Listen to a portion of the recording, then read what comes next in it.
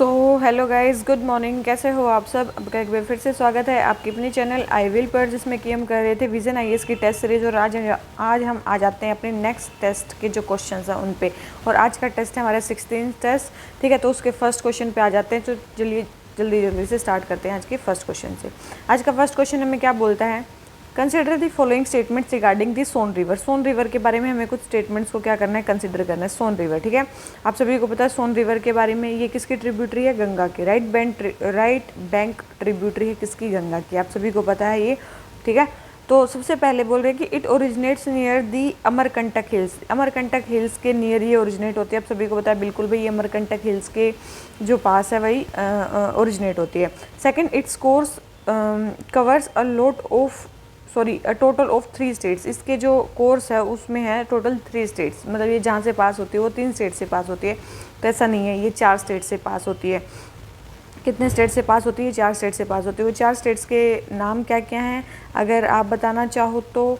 4 से भी ज़्यादा ही होंगी। एमपी, ठीक है, क्या है? एमपी, यूपी, बिहार और झारखंड और छत्तीसगढ़, इन सब स्टेट से ये पास होती है, ठीक है। तो मेनली क्या है? यूपी, एमपी, बिहार, झारखंड, छत्तीसगढ़, इन सब से स्टेट से पास होती है। तो इसका मतलब केवल 3 स्टेट्स नहीं, इसका कोर्स मेनली 5 स्टेट्स को कवर करता है, 4 या 5, ठीक है। तो ये ध्यान रखना है इसको। थर्ड है the gharials are found in the Son river. जो घड़ियाल्स हैं वो सोन रिवर में पाए जाते हैं। तो बिल्कुल वही घड़ियाल जो है सोन रिवर में पाए जाते हैं। ये स्टेटमेंट बिल्कुल सही है। घड़ियाल जो है ना, मेनली उनका प्राइमरी हैबिटेट है चंबल रिवर, ठीक है। चंबल रिवर, अगर उनके प्राइमरी हैबिटेट की बात करें वो है चंबल रिवर। अगर हम घड़ियाल्स की ही बात करें तो वो मेनली रहते हैं किस रिवर में? चंबल रिवर में, जो यमुना की ट्रिब्यूटरी है, ठीक है। लेकिन वो सोन रिवर में भी पाए जाते हैं। ये काफ़ी इंपॉर्टेंट बात है, ठीक है, ध्यान रखना इसको। तो अभी घड़ियाल के बारे में क्यों न्यूज़ चल रही थी? क्योंकि अभी देखा गया कि सोन रिवर में पहले इनका नंबर काफ़ी ज़्यादा था, लेकिन अभी इनका नंबर जो है वो कम हो गया, इसीलिए न्यूज़ में था। घड़ियाल के अगर हम स्टेटस की बात करें कि भाई वो किस कैटेगरी में आता है, क्यों उसके बारे में बात चल रही है, तो जो घड़ियाल है ना भाई, वो आता है किस में? Critically endangered. IUCN का स्टेटस उसका है critically endangered. Wild life protection act में वो आता है शेड्यूल 1 में, और साइट्स के भी अपेंडिक्स 1 में आता है ये, ठीक है। तो ये इस तरीके से इसका कंजर्वेशन स्टेटस है। प्राइमरी हैबिटेट मैंने बता दिया इसकी चंबल रिवर है। और घड़ियाल के कंजर्वेशन के लिए क्या चल रहा है? चलो ठीक है, ये तो मतलब ठीक है कि सोन रिवर के बारे में चल रही है कि भाई सोन रिवर को हम प्रोटेक्ट करेंगे, या सोन रिवर में जो घड़ियाल से उनको प्रोटेक्ट करेंगे। ये बोला गया है कि भाई एनजीटी ने भी ये बोला कि भाई यहाँ पे सैंड माइनिंग नहीं होगी, मतलब सोन रिवर के बैंक पे जो सैंड माइनिंग है वो अलाउड नहीं होगी, क्योंकि वहाँ से जो घड़ियाल्स हैं वो ख़त्म हो रहे हैं। मतलब कुछ ये आया था, ठीक है, क्या बोलते हैं, ऑर्डर आया था एनजीटी का। तो घड़ियाल के कंजर्वेशन के लिए और क्या क्या चल रहा है आप सभी को पता होगा। एक तो मैंने बता दिया चंबल रिवर में पाई जाती है। एक Chambal river national Chambal sanctuary, Chambal river sanctuary बोल रही हूँ, नेशनल चंबल सेंचुरी बनाई गई है। वो कहाँ पे बनाई गई है? एमपी में। तो काफ़ी इंपॉर्टेंट है घड़ियाल के कंजर्वेशन के लिए। क्या? एक तो बनाई गई है क्या? नेशनल चंबल सेंचुरी, और ये बनी कहाँ पे है? एमपी में। काफ़ी इंपॉर्टेंट है। नेशनल चंबल सेंचुरी कहाँ बनी है? एमपी में बनी है। और इसके अलावा एक और घड़ियाल रिहैब सेंटर बना है जिसका नाम है कुकरेल घड़ियाल रिहैब सेंटर, ठीक है। तो कुकरेल घड़ियाल रिहैब सेंटर बनाइए, कहाँ पे बना है? लखनऊ यूपी में। कहाँ पे बना है? लखनऊ यूपी में। तो भाई आपको दिख गया कि 2 ये घड़ियाल के कंजर्वेशन के लिए ये बनाए गए हैं, क्या बोलते हैं ये, सेंचुरी, एक रिहैब सेंटर। चंबल रिवर में मेनली ये पाई जाती है, क्रिटिकली इंडेंजर्ड है, वाइल्ड लाइफ प्रोटेक्शन एक्ट के शेड्यूल 1 में आती है, और साइट्स के भी अपेंडिक्स 1 में आती है। नंबर इनका कम हो रहा है, इसलिए ये इसको बचाने की बात चल रही है, ठीक है। सोन रिवर के बारे में पता चल गया। एक सोन रिवर के बारे में बात करूँ तो सोन रिवर पे एक इम्पोर्टेंट डैम है जिसका नाम है बाण सागर डैम, एमपी में ही है, ठीक है। तो ध्यान रखना अगर कभी आ जाए, कौन सा सागर डैम? बाण सागर डैम आपसे पूछा जाए तो वो किस रिवर पे है? सोन रिवर पे है, ठीक है। काफ़ी इंपॉर्टेंट। और ये कहाँ पे है? मेन इंपॉर्टेंट एमपी में, ठीक है। तो बाण सागर डैम कहाँ पे है? एमपी में है। एक और बहुत इंपॉर्टेंट डैम है, लेकिन वो सोन की ट्रिब्यूटरी पे है, ठीक है। एक है रिहांड रिवर, आपने नाम भी सुना होगा, रिहांड रिवर। उस रिहांड रिवर पे डैम बना हुआ है, रिहांड डैम, क्या बना हुआ है, रिहान डैम। इसका दूसरा नाम है, इस रिहान डैम का दूसरा नाम है गौरव बोल रही हूँ यार, गोविंद वल्लभ पंत सागर डैम।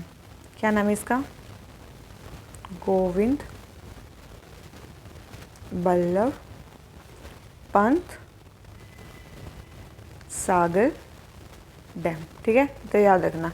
तो ये जो रिहान डैम है ये एक सोन रिवर की ट्रिब्यूटरी है, रिहान रिवर उस पे बना हुआ है, इसको गौरव वल्लभ पंत डैम भी बोलते हैं। और जो सोन रिवर पे बना हुआ है वो बना हुआ बनसागर डैम एमपी में है। घड़ियाल के कंजर्वेशन के लिए मैंने बता दिया। ठीक है, तो ये आपका क्वेश्चन हो गया कंप्लीट। क्वेश्चन नंबर फर्स्ट हो गया हमारा कंप्लीट।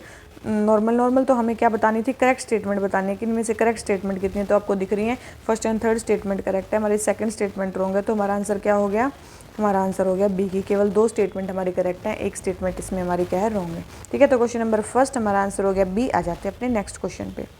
नेक्स्ट क्वेश्चन हमें क्या बोलता है, आइसोथर्म्स के बारे में बताना है। ठीक है भाई, देख लेते हैं। देखो आइसोथर्म क्या होते हैं, आइसो मतलब सेम, आइसो मतलब सेम, और थर्मल होता है टेम्परेचर। मान लो कि ये एक एरिया है जहाँ पे लगभग सेम टेम्परेचर है, और ये यहाँ पे एक एरिया है जहाँ का सेम टेम्परेचर है, और ये एक एरिया है जहाँ पे सेम टेम्परेचर। मान लो कि यहाँ पे 10 डिग्री सेल्सियस है, यहाँ 20 है, और यहाँ भी यहाँ 20 ही मान लो। ठीक है, ऐसे मान लो। ठीक है, ऐसे मान लो। सबसे पहले the spacing of isotherm depicts the temperature gradient across A portion of earth surface. बोल रहे हैं कि जो स्पेसिंग है, मान लो कि ये आइसोथर्म है और ये आइसोथर्म है, इन दोनों के बीच में और इन दोनों के बीच में जो ये स्पेसिंग है ना, वो डिपिक्ट करती है कि उसका टेम्परेचर ग्रेडियंट कितना है, मतलब कितने उससे जो है वो टेम्परेचर कम हो रहा है या ज़्यादा हो रहा है किसी भी पोर्शन ऑफ अर्थ में। तो बिल्कुल सही स्टेटमेंट है कि भाई स्पेसिंग बताती है कि कितने मतलब जल्दी से या कितनी तेज़ी से उसका टेम्परेचर जो है वो चेंज हो रहा है।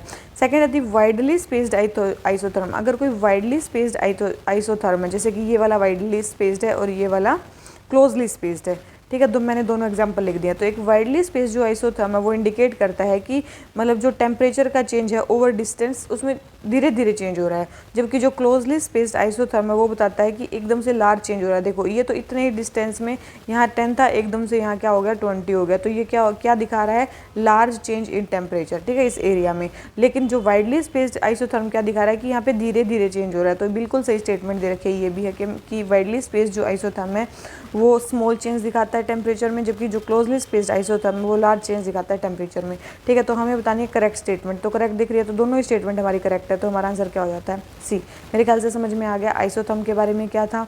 ठीक है, तो बस यही था, उससे ज़्यादा तो कुछ था नहीं। ठीक है, तो मेरे ख्याल से बड़े अच्छे से आपको समझ में आ गया होगा।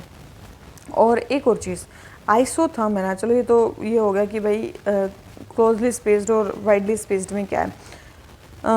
सीजन्स के बीच में जो आइसोथर्म है वो ज़्यादा बेंड कहाँ पे होते हैं, साउदर्न हेमिस्फेयर में कि नॉर्दर्न हेमिस्फेयर में, काफ़ी इंपॉर्टेंट है। जो आइसोथर्म है वो ज़्यादा जो बेंड होते हैं सीजन्स के बीच में वो होते हैं नॉर्दर्न हेमिस्फेयर में।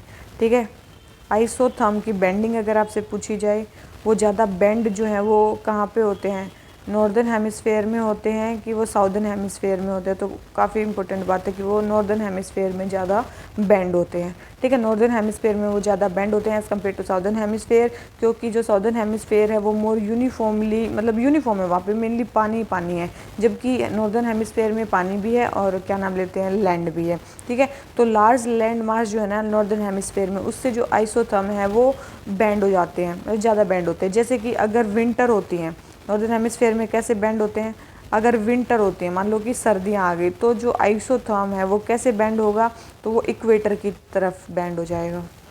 तो आइसोथर्म किसकी तरफ बेंड हो जाएगा, इक्वेटर की तरफ बेंड हो जाएगा। और अगर चल रही हैं समर्स तो किसकी तरफ वो हो जाएगा, मतलब बेंड हो जाएगा, पोल्स की तरफ। ठीक है, अगर समर्स चल रही है तो पोल्स की तरफ बेंड हो जाएगा, अगर विंटर चल रही है तो इक्वेटर की तरफ बेंड हो जाएगा। ये क्या चल रहा है, आइसोथर्म का जो वो है ना, क्या बोलते हैं, बेंडिंग, वो चीज़। ठीक है, तो ध्यान रखना इसको। तो बस यही था इसके बारे में, आइसोथर्म के बारे में। आइसोथर्म पता है आइसोथर्म होते क्या, मैंने बता दिया, सेम टेम्परेचर के जो होते हैं उनको बोलते हैं। तो क्वेश्चन नंबर सेकंड हमारा आंसर हो गया सी। आ जाते हैं अपने नेक्स्ट क्वेश्चन पे। This type of soil constitute about 10 to 40% of organic matter. देखो सबसे पहले तो इनमें जो ऑर्गेनिक मैटर होता है ना इस सोइल में 10 to 40% होता है। दूसरी चीज़, इनमें reasonable number of soluble salts होते हैं। ये फॉस्फेट और पोटाश कंटेंट इनमें कम होता है। ये अल्मोड़ा डिस्ट्रिक्ट उत्तराखंड में ये पाई जाती हैं। हमें कुछ डिस्ट्रिक्ट केरला के भी कुछ पार्ट्स में पाई जाती है। तो ये किसके बारे में बात चल रही है भाई? जल्दी से इसका आंसर लगाओ, किसके बारे में बात चल रही है? मेरे ख्याल से ज्योग्राफी का मैंने पहले भी करवाया, उसमें करवाया होगा। मतलब जो 2-3 टेस्ट हैं, मेरे को याद भी नहीं है, तो इतने महीने हो गए मेरे को याद ही नहीं है कि मैंने क्या कराया था। ठीक है, तो किस टाइप की सोइल के बारे में बात चल रही है? तो ये चल रही है किसके बारे में? पीटी सोइल के बारे में बात चल रही है। किसके बारे में बात चल रही है? पीटी सोइल के बारे में बात चल रही है। ठीक है, तो सारी चीज़ उसी के बारे में ही है। तो मेनली कहाँ पाई जाती है वो आपने देख लिया। वैसे तमिलनाडु, बिहार, थोड़ा सा उत्तराखंड, वेस्ट बंगाल, यहाँ पे भी पाई जाती है ये। ठीक है, तो ये वाला क्वेश्चन हो जाता है कंप्लीट। इसमें तो बस भाई सोइल बताने थे आपको कौन सी है। तो क्वेश्चन नंबर 3 आंसर हो जाता है ए। आ जाते हैं अपने नेक्स्ट क्वेश्चन में। नेक्स्ट क्वेश्चन में क्या बोलता है? हमें बताना है कुछ स्टेटमेंट्स को। ठीक है, ये बोल रहे किसके बारे में बात चल रही है ऊपर? देखो, क्लियर स्काई होना चाहिए, टेम्परेचर ज़्यादा होना चाहिए, ओप्रेसिव वेदर होना चाहिए, साउथवर्ड मूवमेंट होना चाहिए, जो भी लो प्रेशर ट्रफ है प्लेन ऑफ गंगा में उसका, और रेनफॉल जो है वो होनी चाहिए साउथ ईस्ट कोस्ट पे। कहाँ पे? साउथ ईस्ट कोस्ट पे, मतलब बारिश होनी चाहिए। मान लो ये इंडिया है तो यहाँ पे बारिश होनी चाहिए। यहाँ पे कौन सी बारिश होती है जल्दी बताओ? यहाँ पे होती है साउथ वेस्ट, मतलब जो साउथ वेस्ट मानसून आता है तो बारिश होती है इस वाले वेस्टर्न जो पार्ट है उस पर। साउथ ईस्ट वाले पे बारिश कब होती है? जब हमारा रिट्रीटिंग मानसून आता है, नॉर्थ ईस्ट मानसून आता है, तो तब हमारी इस पर बारिश होती है। तो ये किसके बारे में बात चल रही है? उसी के बारे में बात चल रही है। ठीक है, आपको कहीं ना कहीं से तो आपको ये मिल ही जाएगा। तो रिट्रीटिंग मानसून के बारे में बात चल रही है, सारी चीज़ें उसी के बारे में। किन महीनों में होता है रिट्रीटिंग मानसून? आप सभी को पता है, अक्टूबर नवंबर में। कब होता है? अक्टूबर नवंबर के महीने में होता है रिट्रीटिंग मानसून। ठीक है, उसी टाइम पे ये सारी चीज़ें होती हैं जो भी ऊपर लिख रखी हैं। और ओप्रेसिव वेदर क्यों लिख रखा है? क्योंकि टेम्परेचर हाई हो जाता है, ह्यूमिडिटी काफ़ी ज़्यादा हाई हो जाती है, इसीलिए ओप्रेसिव वेदर है। ठीक है, और जब ये नॉर्थ ईस्ट मानसून आता है ना, या रिट्रीटिंग मानसून आता है, ठीक है, इसको विंटर मानसून भी बोलते हैं। इसको क्या बोलते हैं? बहुत इंपॉर्टेंट है, विंटर मानसून भी बोलते हैं। ठीक है, विंटर मानसून भी बोलते हैं। तमिलनाडु में ऑलमोस्ट, मतलब मान लो कि तमिलनाडु में बारिश होती है 100 mm, ठीक है, सेंटीमीटर कुछ भी मान लो। ठीक है, तो 100 की बारिश होती है, तो उसमें से 50 जो है ना वो नॉर्थ ईस्ट मानसून के टाइम पे ही होती है। ठीक है, ध्यान रखना, ये काफ़ी इंपॉर्टेंट है।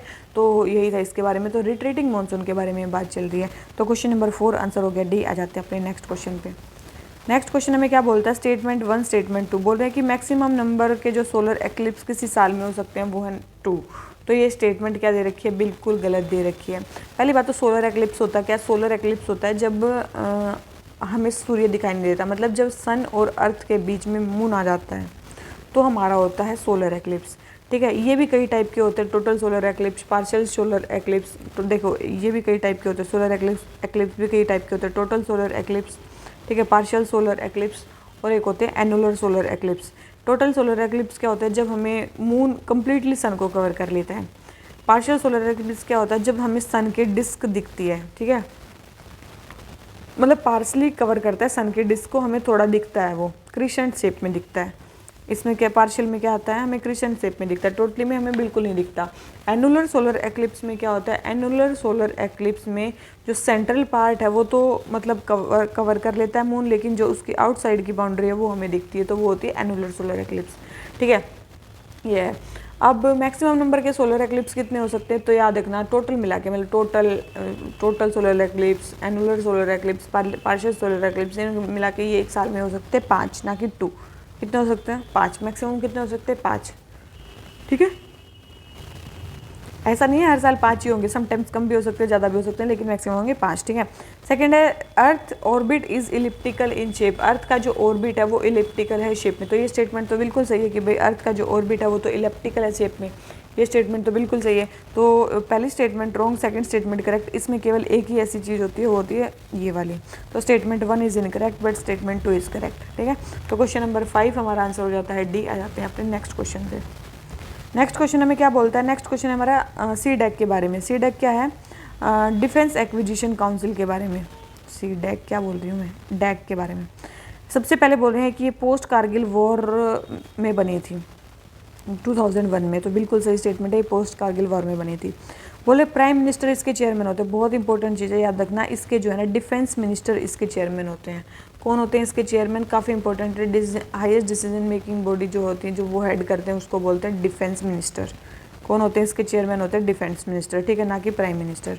थर्ड बोल रहे हैं it decides capital acquisition for all 3 services, army, navy, air force as well as Indian coast guard. बोले कि ये कैपिटल एक्विजिशन को डिसाइड करती है सभी सर्विसेज के लिए, army, navy, air force as well as Indian coast guard, बिल्कुल सभी के लिए ये डिसाइड करते हैं कैपिटल एक्विजिशन। तीनों स्टेटमेंट करेक्ट स्टेटमेंट बताने तो दिख रहा है, first and third statement correct है, सेकंड स्टेटमेंट रॉन्ग है, तो हमें हमारा आंसर क्या हो जाता है बी। काफ़ी इंपॉर्टेंट है, मैंने आपको बता दिया है, यही नई पॉलिसी डिसाइड करती है, ठीक है। इसके और मेंबर्स कौन कौन से होते हैं, चलो डिफेंस मिनिस्टर तो हो गया इसके चेयरमैन, और मेंबर्स क्या होते हैं, एक तो CDS होते हैं इसके मेंबर, ठीक है, और जितने भी मतलब चीफ्स होते हैं आर्मी, नेवी, एयरफोर्स, उसके आर्मी, नेवी, एयरफोर्स के जो चीफ्स होते हैं वो इसके मतलब मेंबर्स होते हैं, ठीक है। तो इसके मेंबर्स कौन होते हैं, चेयरपर्सन कौन होते हैं, सब कुछ पता चल गया मेरे ख्याल से। 2001 में ये बनी थी, ठीक है। Defence acquisition council highest decision making body है डिफेंस प्रोक्योरमेंट्स के लिए, बस यही है, ठीक है। तो क्वेश्चन नंबर ये वाला हो जाता है हमारा कंप्लीट। क्वेश्चन नंबर 6 आ जाते हैं अपने नेक्स्ट क्वेश्चन पे। नेक्स्ट क्वेश्चन हमें क्या बोलता है, हमारा है कोरल रीफ्स के बारे में, कोरल रीफ्स के बारे में। तो एक है फ्रिंजिंग रीफ, एक है बैरियर रीफ और एक है अटोल्स, ठीक है। आपने वो देखा होगा, क्या बोलते हैं, देख लेते हैं, ठीक है, जो इसमें लिख रखा है पहले तो वो देख लेते हैं। तो बोल रहे a fringing reef is a coral line platform line close to the shore extending outward from the mainland, mainland से आउटवर्ड की तरफ निकलते हैं कि ये कोरलाइन प्लेटफॉर्म होता है फ्रिंजिंग रीफ। देखो ये मान लो कि ओशन है और ओशन में ये वो निकला हुआ है, मान लो कि ये पानी है पूरा और ओशन में ये माउंटेन सा निकला हुआ है और इसके चारों ओर मान लो कि वो है क्या है, रीफ है, इसके चारों ओर क्या है, रीफ है, तो उसको बोलते हैं फ्रिंजिंग रीफ, ठीक है। तो फ्रिंजिंग रीफ क्या होती है, कोरलाइन प्लेटफॉर्म जो शोर के आसपास होता है, जो आउटवर्ड की तरफ वो होता है, एक्सटेंड होता है, तो उसको बोलते हैं फ्रिंजिंग रीफ, बिल्कुल सही स्टेटमेंट है। सेकंड बोल रहे हैं बैरियर रीफ, बैरियर रीफ ये कोस्ट से सेपरेटेड होता है और मच वाइडर और डीपर चैनल होता है लगून का। देखो ये मान लो कि माउंटेन है और ये मान लो पानी है, इसमें जो कोरल्स है ना वो ऐसे ऐसे होएंगी दूर दूर से, मतलब उनके बीच में ना आइलैंड और उसके बीच में गैप मिलेगा, तो उसको बोलते हैं बैरियर रीफ, ठीक है। तो ये कोस्ट से सेपरेटेड है, आपको दिख रहा है यहाँ कोस्ट है, इससे सेपरेटेड है, बिल्कुल सेपरेटेड है, मच वाइडर और डीपर चैनल से, लगून से बिल्कुल ये उससे मतलब अलग है, तो ये स्टेटमेंट है, ठीक है, ध्यान रखना। बेस्ट नॉन बैरियर रीफ कौन सी है, ग्रेट बैरियर रीफ, आपने नाम सुना होगा, ग्रेट बैरियर रीफ, ठीक है, क्वींसलैंड ऑस्ट्रेलिया में, तो ऑस्ट्रेलिया में तो वो तो आपने सुना ही होगा, ठीक है। तो वो सबसे फेमस बैरियर रीफ है, तो ये स्टेटमेंट भी बिल्कुल करेक्ट है। थर्ड बोल रहे एटोल्स, एटोल्स बोल रहे हैं ये बैरियर रीफ जैसी ही होती हैं एक्सेप्ट कि ये सर्कुलर इन शेप होती हैं और एक शैलो लैगून को ये इनक्लोज करते हैं। देखो एटोल क्या होती हैं, यही मानो सेम बैरियर रीफ ही मानो, लेकिन ये जैसे इसमें आइलैंड क्या होता है ऊपर होता है, लेकिन इसमें क्या होता है ये पानी है पूरा, यहाँ नीचे कहीं आइलैंड दबा हुआ है, ठीक है, आइलैंड कहीं नीचे दबा हुआ है, तो उसके ऊपर मतलब जो वो कोरल रीफ्स बनी होती है ना, तो उसको बोलते हैं, समझो 3D स्ट्रक्चर में बना नहीं पा रही, इसको इसके अंदर डाल दो, ठीक है, तो वो वाली चीज़ है इसमें। तो एटोल्स बैरियर रीफ जैसे होते हैं एक्सेप्ट ये सर्कुलर इन शेप होते हैं, इनक्लोजिंग ए शैलो लैगून, तो ये भी स्टेटमेंट बिल्कुल सही है। तो तीसरी स्टेटमेंट भी बिल्कुल सही है, ठीक है। तो मेरे ख्याल से एटोल का आपको समझ में आ गया, एटोल में बीच में कोई लैंड नहीं होती है, ठीक है, ये काफ़ी इंपॉर्टेंट है, लेकिन जो बैरियर रीफ है उसमें बीच में लैंड होती है और ये पार्शली सबमर्ज्ड होता है। और फ्रिंजिंग रीफ के बारे में तो मैंने आपको बता ही दिया, ठीक है, और कोरल के बारे में बता दिया, अंडर वाटर स्ट्रक्चर होते हैं जो कोरल पॉलिप से बनते हैं, ठीक है, जो कोरल पॉलिप से बनते हैं। और कोरल पॉलिप क्या होता है, एक स्मॉल सॉफ्ट बॉडीड ऑर्गेनिज्म होता है जो जेलीफिश और सी एनिमल से रिलेटेड होता है, ठीक है। तो ठीक है, किससे रिलेटेड होता है ये, जेलीफिश और सी एनिमल,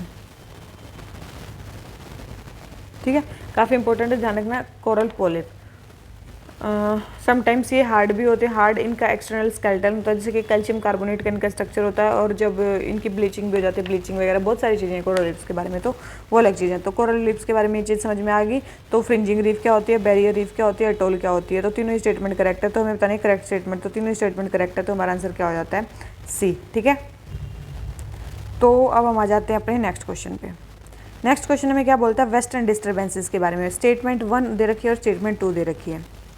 सबसे पहले the western disturbances arriving in India have either delayed और weakened in past few years. देखो जो वेस्टर्न डिस्टर्बेंसेस आती हैं इंडिया में वो या तो डिले हो गई हैं या फिर वीक हो गई हैं, कुछ पास्ट फ्यू ईयर्स में बिल्कुल हो गई हैं भाई। Second, during December month sub tropical westerly jet streams have been shifting northwards. बिल्कुल दिसंबर के मंथ में जो सब ट्रॉपिकल वेस्टर्ली जेट स्ट्रीम जो ऊपर से पास होती हैं वो किधर शिफ्ट हो गई हैं, नॉर्थवर्ड में शिफ्ट हो गई हैं, इसीलिए जो वेस्टर्न डिस्टर्बेंसेज हैं वो भी यहाँ पे वीक हो गया है। ठीक है, तो दोनों ही स्टेटमेंट हमारी करेक्ट है। तो हमें बतानी कौन सी स्टेटमेंट करेक्ट है, तो दोनों ही स्टेटमेंट करेक्ट है और इसका जो एक्सप्लेनेशन है वो भी हमें क्या दे रखा है, करेक्ट दे रखा है। ये कहाँ बनते हैं वेस्टर्न डिस्टर्बेंसेस, ये बनते हैं मेडिटेरेनियन के ऊपर, आप सभी को पता है। वैसे तो ये जो मतलब मेडिटेरेनियन के ऊपर तो ये पूरे साल बनते हैं, लेकिन जो ये सब ट्रॉपिकल वेस्टर्ली जेट स्ट्रीम है ये आती हैं कब, मेनली दिसंबर के आसपास, मतलब विंटर के मंथ्स में आती हैं, हिमालय की तरफ ये लेके आती हैं इसको, स्टॉर्म को। रेस्ट ऑफ द ईयर जो जेट स्ट्रीम्स हैं वो हिमालय के ऊपर से ही मतलब ट्रैवल कर जाती है, मतलब तिब्बतन प्लेटू चाइना उधर से ट्रैवल कर जाते हैं, वो नीचे तक नहीं आ पाती है। सर्दियों में जो जेट स्ट्रीम्स हैं वो नीचे तक आती हैं, इसीलिए जो वेस्टर्न डिस्टर्बेंसेस का कुछ पार्ट है वो नीचे तक लेके आ जाती हैं। ठीक है, इसीलिए ये न्यूज़ में था। और ठीक है, तो इससे जो हमारा क्या नाम लेते हैं वेस्टर्न डिस्टर्बेंसेस हैं वो काफ़ी वीक हो गई थी। और पास्ट 3 साल से तो जो वर्ल्ड है उसमें लानिना फेज भी चल रहा था, और लानिना फेज के कारण जो है वो वेस्टर्न डिस्टर्बेंसेस जो हैं उसके उनका वैसे ही बनना थोड़ा सा वीक हो गया था, तो इसीलिए भी मतलब ये कम आ रही थी। तो यही था। तो क्वेश्चन नंबर 8 हमारा आंसर हो जाता है ए। आ जाते हैं अपने नेक्स्ट क्वेश्चन पे। नेक्स्ट क्वेश्चन में क्या बोलता है, ग्रेट ऑक्सीजनेशन इवेंट जो प्री कैम्ब्रियन एरा में हुआ, ये सिग्निफिकेंट जियोलॉजिकल इवेंट था जो जिससे ऑक्सीजन काफ़ी ज़्यादा एक्युमुलेट हुई अर्थ के एटमॉस्फेयर में। तो प्राइमरी सोर्स ऑफ ऑक्सीजन क्या था, प्राइमरी सोर्स ऑफ ऑक्सीजन क्या था, तो याद रखना, तो प्राइमरी सोर्स ऑफ ऑक्सीजन था साइनोबैक्टीरिया। उस टाइम पे जो प्राइमरी सोर्स मतलब ग्रेट ऑक्सीजनेशन इवेंट के टाइम पे जो प्राइमरी सोर्स था वो था साइनोबैक्टीरिया। साइनोबैक्टीरिया क्या होती है, एक ब्लू ग्रीन एल्गी होती है। क्या होता है साइनोबैक्टीरिया, एक ब्लू ग्रीन एल्गी होती है। आप सभी को बताइए, इस ऐसा माना जाता है कि one of the earliest photosynthetic organism थी अर्थ की। ठीक है, ये ऑक्सीजन को एज अ बाई प्रोडक्ट निकालती थी। उससे पहले थोड़ी बहुत ऑक्सीजन प्रेजेंट थी अर्थ में, ऐसा नहीं था बिल्कुल नहीं थी, लेकिन थोड़ी बहुत ऑक्सीजन वहाँ पे प्रेजेंट थी। लेकिन मेन जो ग्रेट ऑक्सीजनेशन इवेंट होता है वो होता है साइनोबैक्टीरिया के कारण। तो क्वेश्चन नंबर 9 आंसर हो जाता है बी। आ जाते हैं क्वेश्चन नंबर 10 पे। हमें बताना है किसके बारे में, रेनफॉल डिस्ट्रीब्यूशन के बारे में। ठीक है भाई, बोले कि heavy rainfall extreme rainfall, heavy rainfall और मॉडरेट रेनफॉल कहाँ कहाँ होता है। अब ये क्वेश्चन आपका गलत नहीं होना चाहिए। ठीक है, एक्सट्रीम रेनफॉल मतलब 300 से 400 सेंटीमीटर तक की जिसमें बारिश हो जाए, 300 से 400 सेंटीमीटर की जिसमें बारिश हो जाए। हैवी रेनफॉल का मतलब होता है 200 से 300 तक की जहाँ पे बारिश हो जाए सेंटीमीटर तक की। मॉडरेट रेनफॉल में होता है कि भाई 100 से 200 तक की आपकी बारिश हो जाए। एक होता है, फिर इसके नीचे आता है स्कैंटी। ठीक है, 100 से नीचे स्कैंटी मतलब होता है 50 से 100 के बीच में जो बारिश हो जाए। और फिर आता है हमारे डेजर्ट रीजन जिसमें 50 सेंटीमीटर से भी कम बारिश हो। 50 से भी कम बारिश होती है ना, वो होता है डेजर्ट वाला एरिया, सेमी डेजर्ट वाला रीजन। अब है एक्सट्रीम रेनफॉल। अरुणाचल प्रदेश में क्या एक्सट्रीम रेनफॉल होती है, बिल्कुल नॉर्थ ईस्ट स्टेट में की जो विंडवर्ड साइड होती है, मतलब नॉर्थ ईस्ट स्टेट में, और जो वेस्टर्न घाट्स की जो विंडवर्ड साइड होती है वहाँ पे सबसे ज़्यादा बारिश होती है। जैसे अरुणाचल हो गया, मेघालय हो गया, असम हो गया, यहाँ पे सबसे ज़्यादा बारिश होती है। एक्सट्रीम प्रिसिपिटेशन होता है यहाँ पे, तो अरुणाचल प्रदेश में बिल्कुल भी एक्सट्रीम रेनफॉल होती है। फिर है हैवी रेनफॉल। हैवी मतलब जो और थोड़ी सी इधर रहेगी उनमें होती है हैवी रेनफॉल, तो ये भी बिल्कुल सही है, नागालैंड में हैवी रेनफॉल होती है। फिर आती है हमारी मॉडरेट रेनफॉल। वेस्ट बंगाल में क्या है हमारी बिल्कुल मॉडरेट रेनफॉल, और भी बहुत सारे एरिया जैसे कि एमपी हो गया, आंध्र प्रदेश हो गया, बिहार हो गया, उड़ीसा हो गया, या फिर वेस्टर्न घाट्स की जो लीवर्ड साइड होगी उसमें भी मॉडरेट रेनफॉल होता है। लीवर्ड साइड में भी क्या होता है, मॉडरेट रेनफॉल होता है। तो वेस्ट बंगाल में भी क्या होता है, मॉडरेट रेनफॉल होता है। स्कैंटी रेनफॉल कहाँ होगा, स्कैंटी थोड़ा सा कम, जैसे कि वही, और मतलब उसी में मॉडरेट, उसी में वही, जैसे कि एमपी, आंध्रा भी जो मैंने नाम लिए, महाराष्ट्र, गुजरात, कर्नाटक, इन सब में क्या होता है, स्कैंटी रेनफॉल होता है 50 से 100। समटाइम्स बिल्कुल नहीं होता, जैसे कि गुजरात हो गया, राजस्थान हो गया, या फिर डेजर्ट के जो भी एरियाज हो गए वहाँ पे। ठीक है, तो समटाइम्स जो जम्मू कश्मीर और लद्दाख प्लेटू के भी कुछ एरियाज़ को इसमें इंक्लूड कर लिया जाता है। ठीक है, तो याद रखना, तो राजस्थान, गुजरात, डेजर्ट के एरियाज़, जम्मू कश्मीर और लद्दाख के भी कुछ एरियाज़ को इसमें इंक्लूड कर दिया जाता है, क्योंकि उनको कोल्ड डेजर्ट के नाम से जाना जाता है। ठीक है, कोल्ड डेजर्ट वहाँ पे पाए जाते हैं, क्योंकि वहाँ पे भी बारिश नहीं होती तो और कोल्ड पड़ती है, तो उसको बोलते हैं कोल्ड डेजर्ट। ठीक है, तो क्वेश्चन नंबर 10, तीनों ही स्टेटमेंट हमारी करेक्टली मैच बतानी है, तो हमारी तीनों ही स्टेटमेंट करेक्टली मैच है, तो हमारा आंसर क्या हो गया? सी। ठीक है, मेरे ख्याल से समझ में आ गया। आ जाते हैं नेक्स्ट क्वेश्चन पे। प्राइमरी फोर्स क्या है जो अर्थ को आइसोस्टेटिक एडजस्टमेंट करती है अर्थ के क्रस्ट की? मतलब देखो, अर्थ की जो हमारी क्रस्ट है वो ऐसे की ऐसे कैसे है, मतलब उसका जो आइसोस्टेटिक इक्विलिब्रियम एडजस्टमेंट है वो कैसे हो रखी है? तो जल्दी बताओ भाई, इन चारों में से मोस्ट इंपॉर्टेंट फोर्स क्या है, प्राइमरी फोर्स क्या है? तो देखो, समझ में आ गया होगा वैसे तो मेरे ख्याल से। तो क्या है? बायोएंसी और ग्रेविटेशनल फोर्स। बायोएंसी और ग्रेविटेशनल फोर्स जो है ये है मेन चीज़ जो अर्थ को अर्थ बना के रखते हैं या फिर अर्थ की क्रस्ट को एडजस्ट में रखती हैं। जैसे कि मान लो कि ये अर्थ की सरफेस है, ठीक है, ये अर्थ की सरफेस है, यहाँ पे आइस है, यहाँ पे आइस है। क्या हो गया? मान लो कि आइस थोड़ी सी क्या होगी? मेल्ट होगी। ठीक है, आइस लैंड को नीचे दबाती है, तो यहाँ पे अगर मान लो, देखो मेल्ट की बात छोड़ो पहले, तो यहाँ पे मान लो कि आइस है, आइस में बोझ होगा, ये इस अर्थ को यहाँ पे से नीचे दबाएगी, यहाँ से नीचे दबाएगी, तो इससे क्या हो गया? थोड़ा सा इक्विलिब्रियम नीचे की तरफ आ गया, तो इसको बैलेंस करने के लिए यहाँ से अर्थ जो है थोड़ी सी क्या हो जाएगी? अर्थ की क्रस्ट जो है थोड़ी सी ऊपर उठ जाएगी। ठीक है, इसको बोलते हैं फोर बल्ज। ठीक है, फोर बल्ज बोलते हैं इसको। ठीक है, और ये ऐसे डिस्प्लेस कर देगी लैंड को। ठीक है, तो मतलब लैंड थोड़ी अपवर्ड चली जाएगी जिससे कि इक्विलिब्रियम आ जाएगा। ठीक है, ये चीज़ है। तो बस यही है मेनली। तो जो इक्विलिब्रियम होता है वो मेनली बायोएंसी और ग्रेविटेशनल फोर्स जो है वो मिलके इसको एडजस्ट कर लेती हैं। तो क्वेश्चन नंबर 11 आंसर हो गया सी। आ जाते हैं नेक्स्ट क्वेश्चन पे। नेक्स्ट क्वेश्चन हमारा क्या है? चेन्नई जो है वो बोल रहे हैं कि हॉट और ह्यूमिड ट्रॉपिकल क्लाइमेट है, जिसका टेम्परेचर 35 डिग्री इन समर से 35 से भी ज़्यादा हो जाता है, और 25 के आसपास तो विंटर में रहता ही है। वाइल हैदराबाद जो है वो वहाँ पे बहुत ज़्यादा समर होती हैं, 40 to 45 डिग्री सेल्सियस टेम्परेचर पहुँच जाता है, और स्लाइटली कूलर विंटर होती है।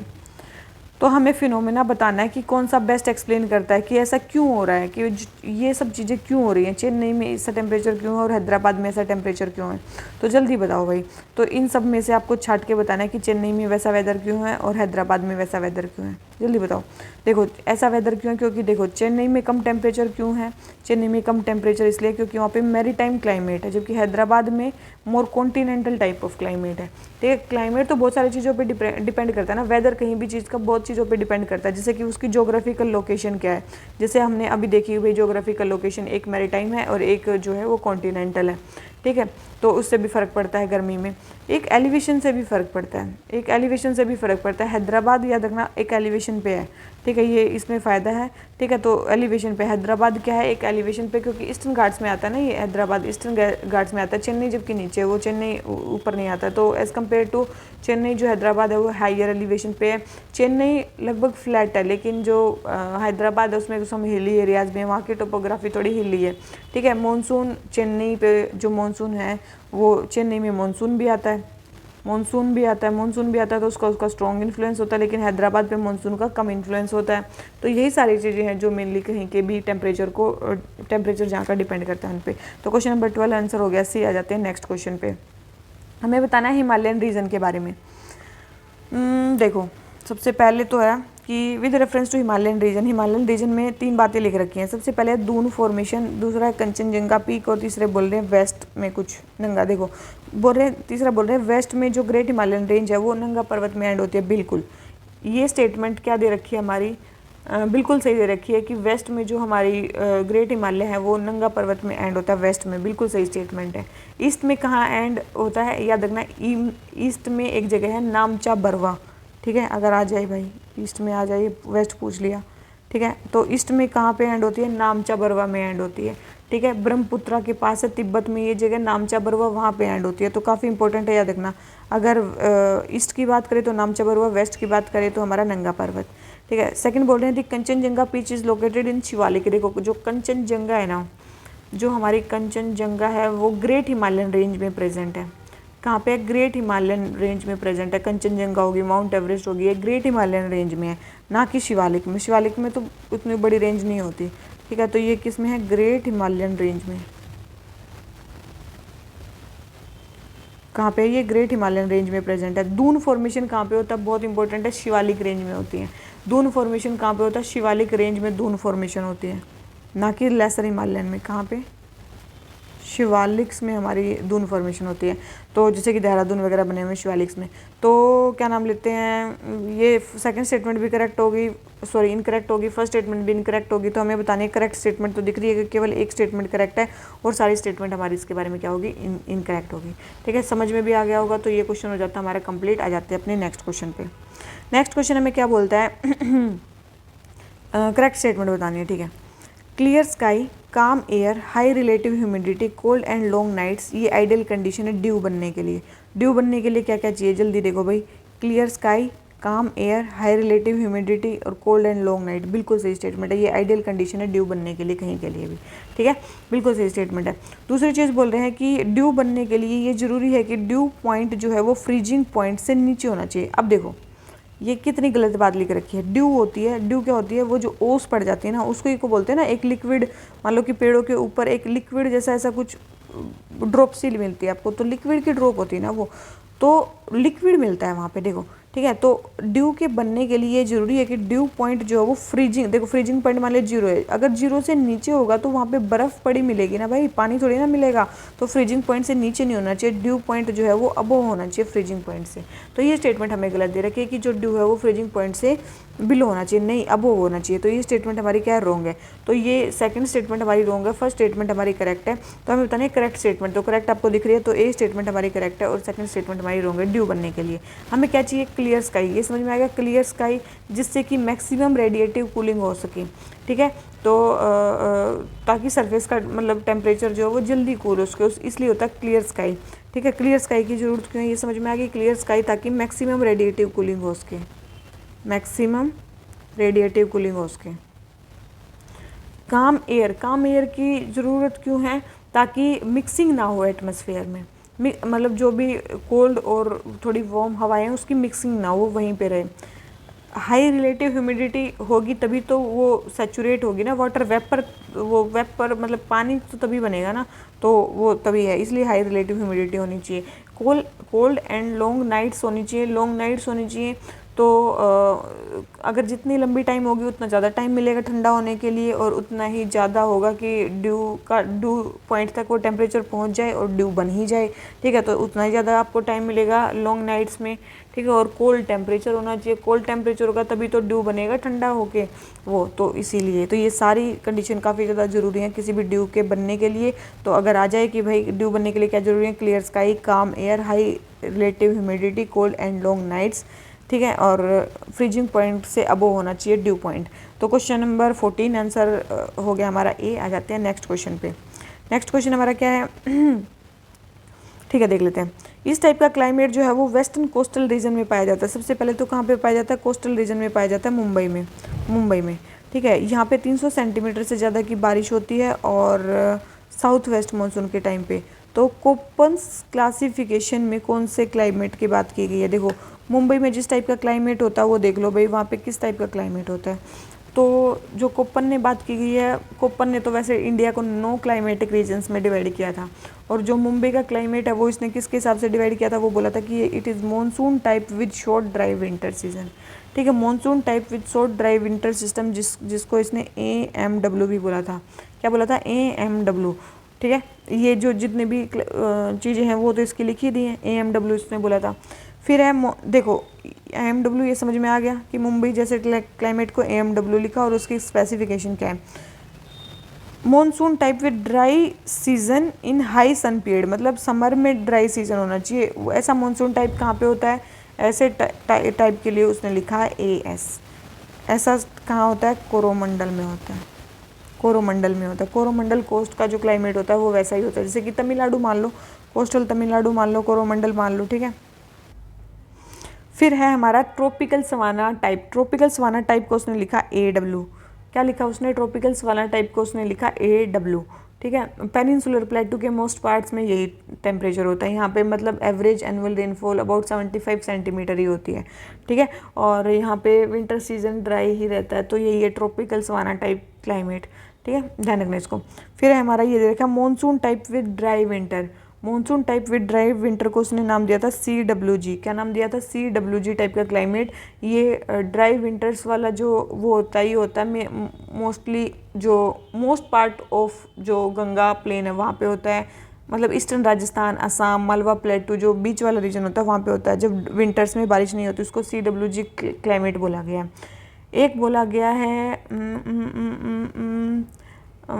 अगर बात करें हम, 4 हो गए हमारे, 9 में टोटल बांटा है, 5 और बच गए। ठीक है, देखो कई टेम्परेचर में और बांटा है, एक बांटा है हमें सेमी एरिड स्टेपीज टाइप में, जिसको बोला है उसने BSHW। ठीक है, स्टेपीज टाइप के क्लाइमेट को BSHW बोला है। एक हॉट डेजर्ट टाइप के क्लाइमेट को उन्होंने बोला है BWHW। ठीक है, BWHW राजस्थान के जो हॉट डेजर्ट टाइप क्लाइमेट को ये बोला है।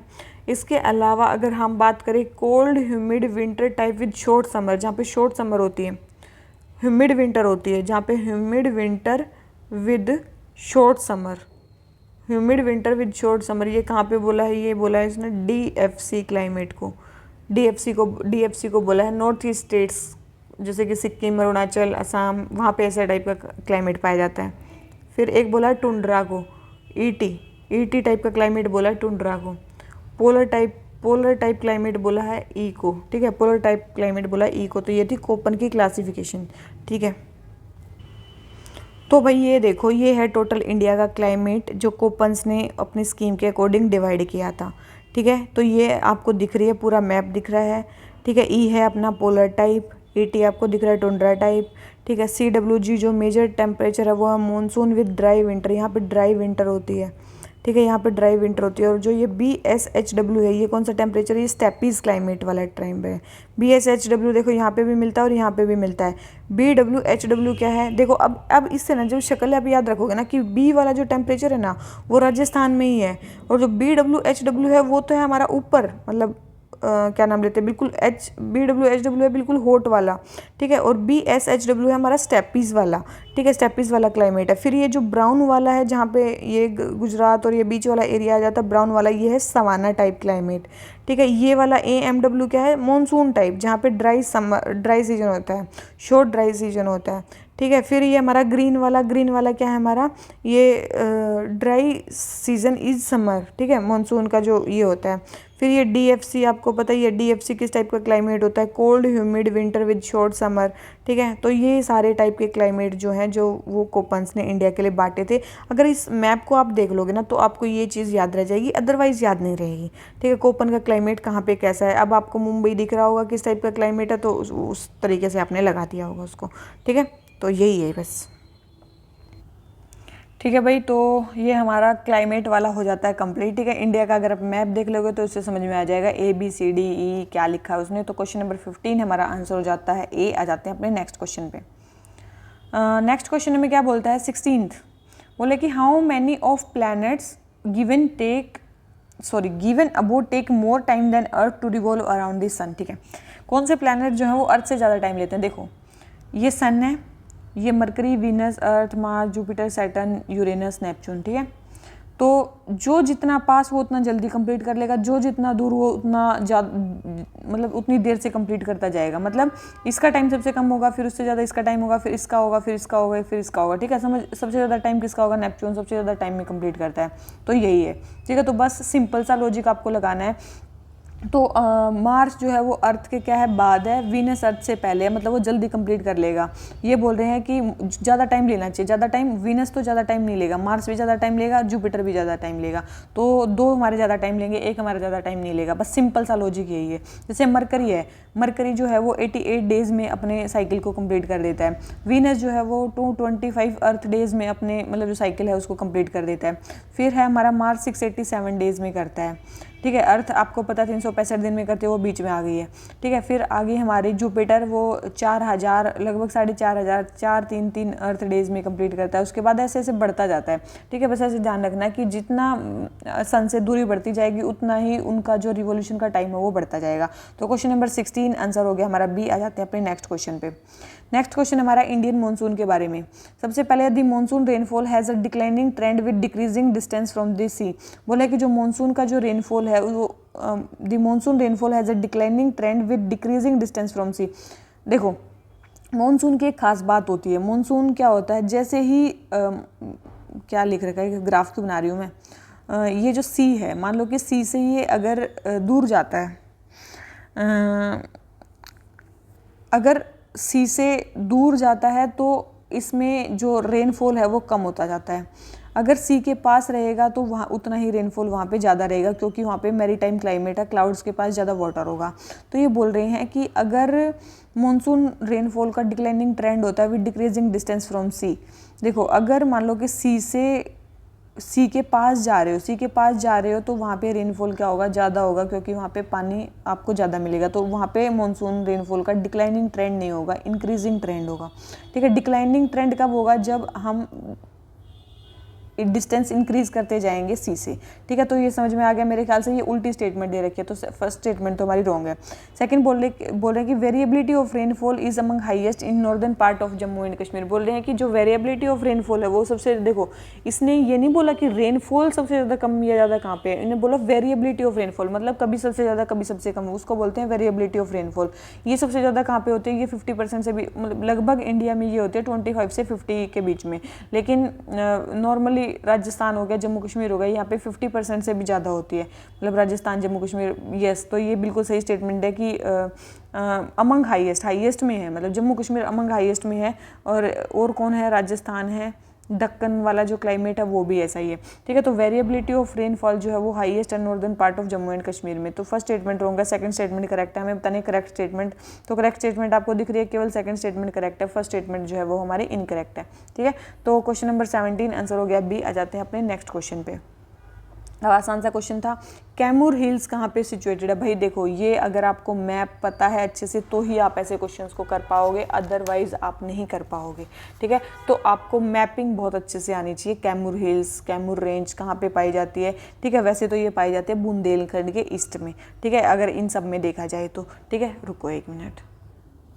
तो भाई ये वाला मैप देखो, इस मैप में आपको दिख रहा होगा, देखो बिल्कुल ही, शायद आपको भी धुंधला ही दिख रहा होगा, मेरे को भी धुंधला ही ये मैप दिख रहा है। ठीक है, ये मत सोचना कि मेरे को वैसा दिख रहा है। तो देखो यहाँ पे है हमारी क्या, कैमूर हिल्स, यहाँ पे है हमारी कैमूर हिल्स। हमसे पूछा था ना कैमूर हिल्स कहाँ पे हैं, ये देखो बागेलखंड वाला रीजन, ये हो गया हमारा बुंदेलखंड वाला रीजन। ठीक है, ये है बुंदेलखंड वाला रीजन, ये है क्या नाम लेते हैं, बागेलखंड वाला रीजन, ये है हमारा हजारीबाग प्लेट्यू, और एक हमसे पूछा था कैमूर हिल्स। ठीक है, तो कैमूर हिल्स कहाँ पे हैं वो हमसे पूछा गया था। ठीक है, और एक हमसे थी विंध्या रेंज, विंध्याज रेंज। देखो विंध्या रेंज आपको दिख रही है, सतपुड़ा एंड विंध्या रेंज। ठीक है, तो ये चीज़ आपको दिख रही है, देखो ये रही विंध्या रेंज कहाँ पे है। तो आपको कैमूर हिल्स की अगर लोकेशन पता है तो ही आप उसको कर पाओगे, अदरवाइज इस क्वेश्चन को आप नहीं कर पाओगे। ठीक है, तो ये वाला क्वेश्चन आपको ऐसे ही करना पड़ेगा, मतलब आपको मैपिंग जो है वो अच्छे से देखनी पड़ेगी, कौन सी हिल्स कहाँ पे हैं। ठीक है, तो ये क्वेश्चन हो जाता है हमारा कंप्लीट कि बुंदेलखंड के हमारे ईस्ट में है। तो क्वेश्चन नंबर 18 हमारा आंसर हो जाता है सी। आ जाते हैं अपने नेक्स्ट क्वेश्चन पे। नेक्स्ट क्वेश्चन हमें क्या बोलता है, नेक्स्ट क्वेश्चन है 19th क्वेश्चन। 19th क्वेश्चन में क्या बोलता है, सैलिनिटी के बारे में बताना है। सैलिनिटी के बारे में बताना है। सबसे पहले बोल रहे हैं इक्वेटोरियल पे जो वाटर है वो बहुत ज़्यादा सैलाइन होते हैं, क्योंकि वहाँ पे ज़्यादा टेम्परेचर होता है इक्वेटर पे। देखो इक्वेटोरियल वाटर थोड़े से कम सैलाइन होते हैं, जबकि जो ट्रॉपिकल एरियाज़ में जो वाटर होते हैं वो ज़्यादा सैलाइन होते हैं। क्यों? क्योंकि इक्वेटोरियल पे बहुत ज़्यादा टेम्परेचर होता है और वहाँ पे बारिश होती रहती है, तो वहाँ का जो वहाँ के जो पानी की सैलिनिटी है वो कम होती रहती है। तो ये काफ़ी इंपॉर्टेंट चीज़ है, ध्यान रखना। तो जो वहाँ पे जो सैलिनिटी होती है ना वो थोड़ी सी कम होती है जो इक्वेटर पे होती है। ठीक है, तो ये स्टेटमेंट हमारी गलत है कि वो हाईली सैलाइन होता है, कम सैलाइन होता है वो। तो क्वेश्चन नंबर ये वाला फर्स्ट स्टेटमेंट रॉन्ग होगी। सेकंड, लेक वन कहाँ पे है, ये लेक वन टर्की में लेक है। कहाँ पे है? टर्की में लेक है। बोले कि ये मोस्ट सैलाइन वाटर लेक लिख ही रखा है, sorry, one of the most saline water bodies है टर्की में। तो ये बिल्कुल सही स्टेटमेंट है, ये one of the most saline क्या बोलते हैं बॉडी है, मतलब कहाँ पे? टर्की में। यहाँ पे ऑलमोस्ट इम्पॉसिबल है सिंक होना, अगर इसमें मतलब अगर आप तैरोगे बिगनर्स के लिए बहुत ज़्यादा ईजी है, क्योंकि यहाँ पे आप डूब नहीं सकते। ठीक है, तो यही है। तो question number 19 second statement correct है, फर्स्ट स्टेटमेंट रॉन्ग है। तो हमें बताने करेक्ट स्टेटमेंट, तो करेक्ट तो केवल सेकंड स्टेटमेंट है, तो आंसर हमारा क्या हो जाता है? बी। ठीक है, मेरे ख्याल से समझ में आ गया होगा। तो क्वेश्चन नंबर ये वाला हो जाता है कंप्लीट। आ जाते हैं अपने नेक्स्ट क्वेश्चन पे। नेक्स्ट क्वेश्चन हमें क्या बोलता है? नेक्स्ट क्वेश्चन है हमारा सबमर्जेंट कोस्ट्स के बारे में। ठीक है, कई टाइप के कोस्ट होते हैं, इमरजेंट कोस्ट, सबमर्जेंट कोस्ट, कई टाइप के होते हैं। तो इनमें से बोलना है कि हमारे सबमर्जेंट कोस्ट कौन से हैं, मतलब या फिर जिसको बोलते हैं जो डूबे हुए हैं, ड्राउंड कोस्ट्स। ड्राउंड कोस्ट कौन से हैं, ठीक है। ड्राउंड कोस्ट कौन कौन से हैं, तो देखो रिया कोस्ट का नाम सुना होगा, ये यूएसए में है, ठीक है। रिया कोस्ट का नाम सुना होगा, ठीक है। तो ये कहाँ पे है, यूएसए के ईस्ट कोस्ट में है। तो रिया कोस्ट बिल्कुल ये सबमर्जेंट रिवर वैली से ही बने हुए हैं, ठीक है, बिल्कुल उसी से बने हुए हैं। तो रिया कोस्ट जो है वो सबमर्जेंट कोस्ट हैं। दूसरे आगे हमारे fjord कोस्ट जो हैं नॉर्वे में, ये हमें पाए जाते हैं। तो बिल्कुल ये भी मेनली क्या हैं, सबमर्जेंट ही हैं। तो ये स्टेटमेंट भी बिल्कुल सही है। तीसरा है डालमियन कोस्ट, डालमिया में जो पाए जाते हैं। तीसरे कौन से, डालमियन कोस्ट, ये भी कौन से टाइप के, सबमर्जेंट कोस्ट हैं। तो ये भी करेक्ट स्टेटमेंट है। तो ये सारे ही जो क्या है सबमर्जेंट कोस्ट हैं। तो हमारा आंसर क्या हो जाता है, सी, ठीक है। देखो अगर हम इंडिया के एग्जाम्पल की बात करें तो हमने देख लिया इंडिया में एग्जाम्पल की बात करें तो किस टाइप के कोस्ट पाए जाते हैं। देखो जो मेनली हमारा ईस्ट कोस्ट है ना, जो हमारा ईस्ट कोस्ट है वो मेनली क्या है, मतलब ईस्टर्न मतलब तमिलनाडु की साइड जो हमारा कोरोमंडल कोस्ट है वो क्या है, अमरजेंस वाला कोस्ट है। कौन सा, अमरजेंस वाला कोस्ट है। जबकि जो हमारा वेस्ट कोस्ट है वो क्या है, हमारा अमरजेंट भी है और सबमर्जेंट भी है। मतलब जो नॉर्दर्न पोर्शन है हमारा वेस्टर्न कोस्ट का वो तो सबमर्ज्ड कोस्ट है, ठीक है।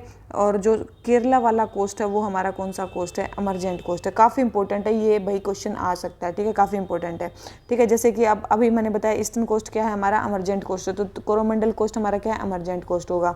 मालाबार साउदर्न, वहाँ पे भी क्या है, अमरजेंट कोस्ट है। केरला कोस्ट वो भी अमरजेंट कोस्ट है। लेकिन जो हमारा कोंकण कोस्ट है, कोंकण मतलब जो महाराष्ट्र और गोवा वाला जो कोस्ट है वो क्या है, हमारा सबमर्जेंट कोस्ट है। काफ़ी इंपॉर्टेंट है।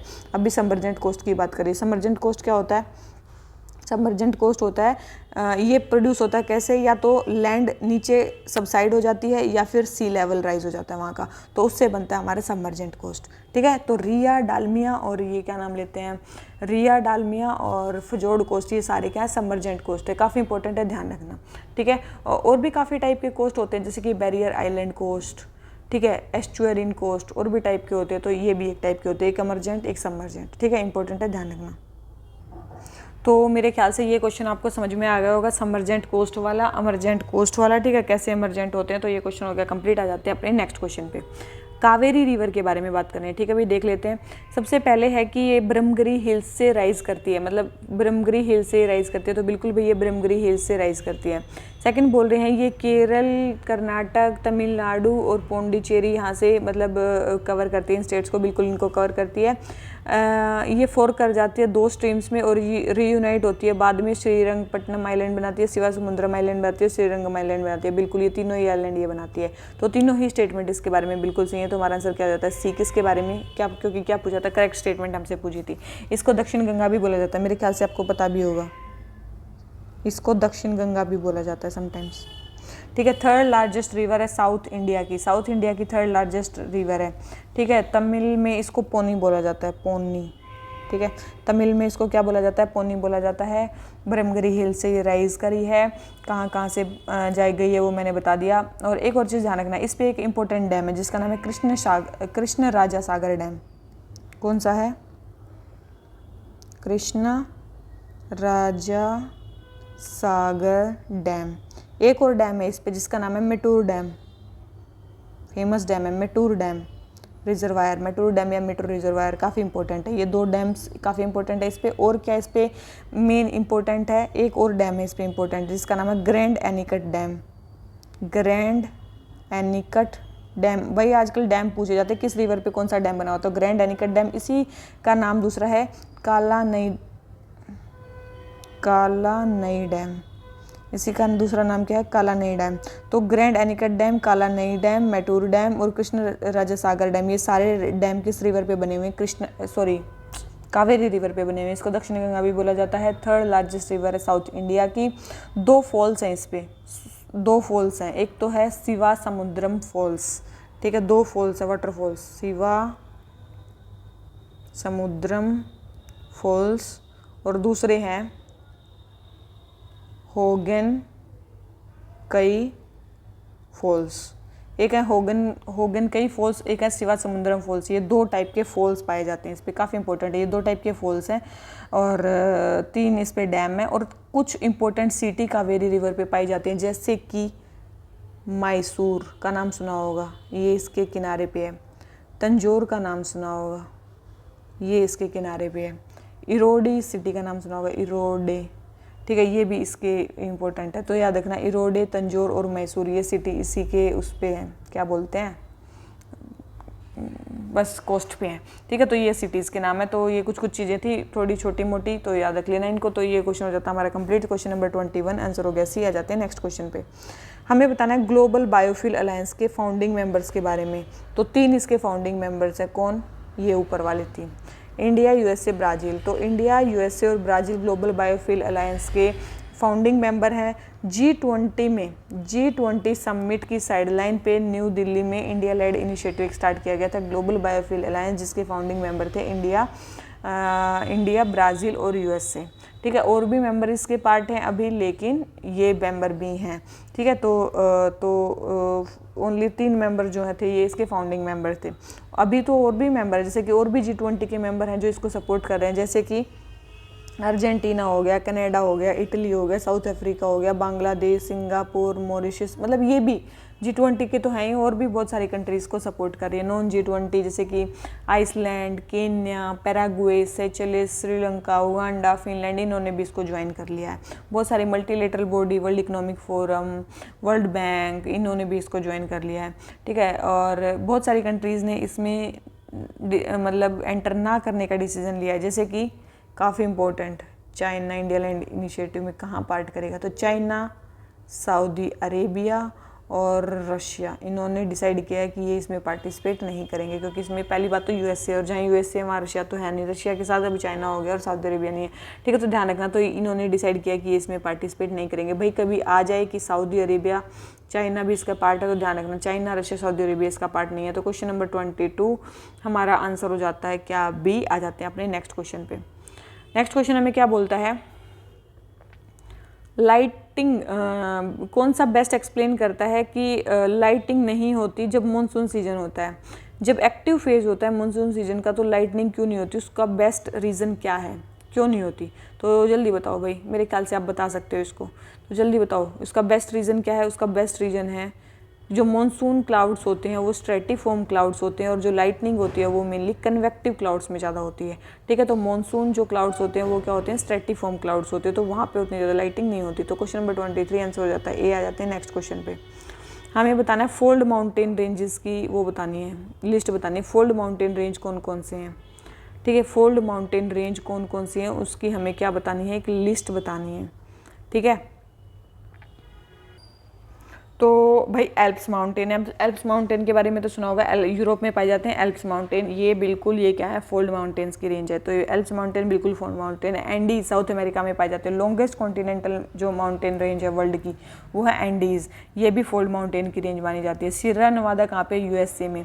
सियरा 1 सेकेंड गाइस, ठीक है, मैं क्या बता रही थी, सियरा नेवादा कहाँ पे, यूएसए में, लेकिन इनको फोल्ड माउंटेन्स नहीं माना जाता, इसको फोल्ट ब्लॉक माउंटेन्स माना जाता है, ठीक है। इनको क्या माना जाता है, ब्लॉक माउंटेन्स की रेंज माना जाता है, इनको नहीं माना जाता फोल्ड माउंटेन्स। तो ये स्टेटमेंट रॉन्ग है। एप्लांचियन माउंटेन्स, ये एप्लाचियन माउंटेन्स जो हैं ये ओल्ड फोल्ड माउंटेन्स रेंज है, ओल्डेस्ट माउंटेन रेंज है, नॉर्थ अमेरिका में पाई जाती हैं एप्लांचियन माउंटेन्स, तो ये फोल्ड माउंटेन की रेंज है। तो हमें बताने कौन सी फोल्ड माउंटेन की रेंज है, तो 3 फोल्ड माउंटेन की रेंज है, एक जो है वो ब्लॉक माउंटेन है, ठीक है। तो यही था। तो क्वेश्चन नंबर ये वाला हो जाता है हमारा कंप्लीट। क्वेश्चन नंबर 24 आंसर हो गया सी। आ जाते हैं अपने नेक्स्ट क्वेश्चन पे। हमें बताना है IPBES के बारे में, मतलब inter governmental platform on biodiversity and ecosystem services के बारे में। बोले हैं कि ये एक UN क्लाइमेट साइंस बॉडी है, तो याद रखना ये एक UN की बॉडी नहीं है, ये एक इंडिपेंडेंट इंटर गवर्नमेंटल बॉडी है, ठीक है। ये क्या है, इंडिपेंडेंट इंटर गवर्नमेंटल बॉडी है, ठीक है। इंडिपेंडेंट इंटर गवर्नमेंटल बॉडी है, 2012 में ये बनी है, ठीक है। जैसे IPCC काम करता है वैसे ये काम करती है, लेकिन जैसे आईपीसीसी, लेकिन IPCC UN climate science body है, लेकिन ये यूएन क्लाइमेट साइंस बॉडी नहीं है। तो ये स्टेटमेंट हमारी क्या होगी, रॉन्ग होगी। ठीक है। सेकंड है, ये जो थी बुसान आउटकम डॉक्यूमेंट से एस्टेब्लिश की गई थी। बिल्कुल, ये बुसान आउटकम डॉक्यूमेंट से क्या की गई थी, एस्टेब्लिश की गई थी। ये कब साइन हुआ था, ये डॉक्यूमेंट 2010 में। ठीक है, उस बैकग्राउंड में ये पहले साइन हुआ, फिर ये बनी। थर्ड है, all the member states of UN, बिल्कुल जितने भी यूएन के मेंबर्स हैं वो इसमें पार्टिसिपेट कर सकते हैं। बिल्कुल इसमें पार्टिसिपेट कर सकते हैं। क्या इंडिया इसका मेंबर है, इसका, इस प्लेटफॉर्म का? बिल्कुल इंडिया इसका मेंबर है। क्या इंडिया इसका मेंबर है? बिल्कुल इंडिया इसका मेंबर है। 2012 में ही इंडिया ने इसको क्या कर लिया था, ज्वाइन कर लिया था। 2012 में इंडिया ने इसको ज्वाइन कर लिया था। इसकी सेक्रेटरीट कहाँ पे है, जहाँ पे यूएनईपी की सेक्रेटरीट है। यूएनईपी की सेक्रेटरीट कहाँ पे है, बोन जर्मनी में। ठीक है, बोन जर्मनी में। ठीक है, तो इसके सेक्रेटरीट कहाँ पे है, बोन जर्मनी में। काफ़ी इंपॉर्टेंट है, इसका सेक्रेटरीट कहाँ पे है, बोन क्या बोल रही हूँ, जर्मनी में इसका हेड क्या बोलते हैं, सेक्रेटरीट है। ठीक है, इसने अभी एक रिपोर्ट निकाली थी, इसलिए न्यूज़ में थी, जिसका नाम था assessment on invasive alien species and their control. Invasive alien species पे इसने रिपोर्ट निकाली थी, इसलिए ये न्यूज़ में थी। Inter governmental panel on biodiversity and ecosystem services. ठीक है, और किस लिए न्यूज़ में थी, एक और चीज़ के लिए ये इम्पोर्टेंट थी, मतलब क्या बोलते हैं, न्यूज़ में थी, किस लिए, 2022 में आईपीसीसी और इसको IPBES को कौन सा प्राइज़ मिला था, एक काफ़ी इंपॉर्टेंट प्राइज़ मिला था, जिसका नाम था गुलबैनकियान प्राइज़ फॉर ह्यूमैनिटी। कौन सा, गुलबैनकियान प्राइज़ फॉर ह्यूमैनिटी। अगर आप भी जाए कभी तो भाई बस ऐसे लिखा देना।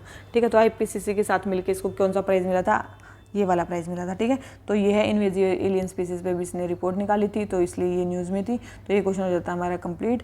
ठीक है, तो और टोटल मेंबर इस ऑर्गेनाइजेशन में कितने, 144 मेंबर्स हैं, जिसमें इंडिया भी एक मेंबर है। ठीक है, तो ये वाला क्वेश्चन हो गया। क्वेश्चन नंबर 25 क्या है, बताना क्या था, करेक्ट स्टेटमेंट बतानी थी। तो दो सेकंड एंड थर्ड करेक्ट हैं और फर्स्ट स्टेटमेंट रॉन्ग है, तो हमारा आंसर क्या हो जाता है, सी। ठीक है, तो क्वेश्चन नंबर 25 आंसर हो गया सी। आ जाते हैं अपने नेक्स्ट क्वेश्चन पे।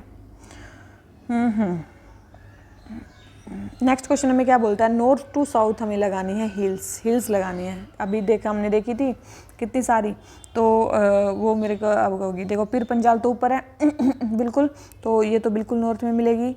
सतमाला आपको पता है, सतमाला कहाँ पे है, इधर क्या नाम लेते हैं, पेनिनसुलर इंडिया के वेस्ट में है सतमाला।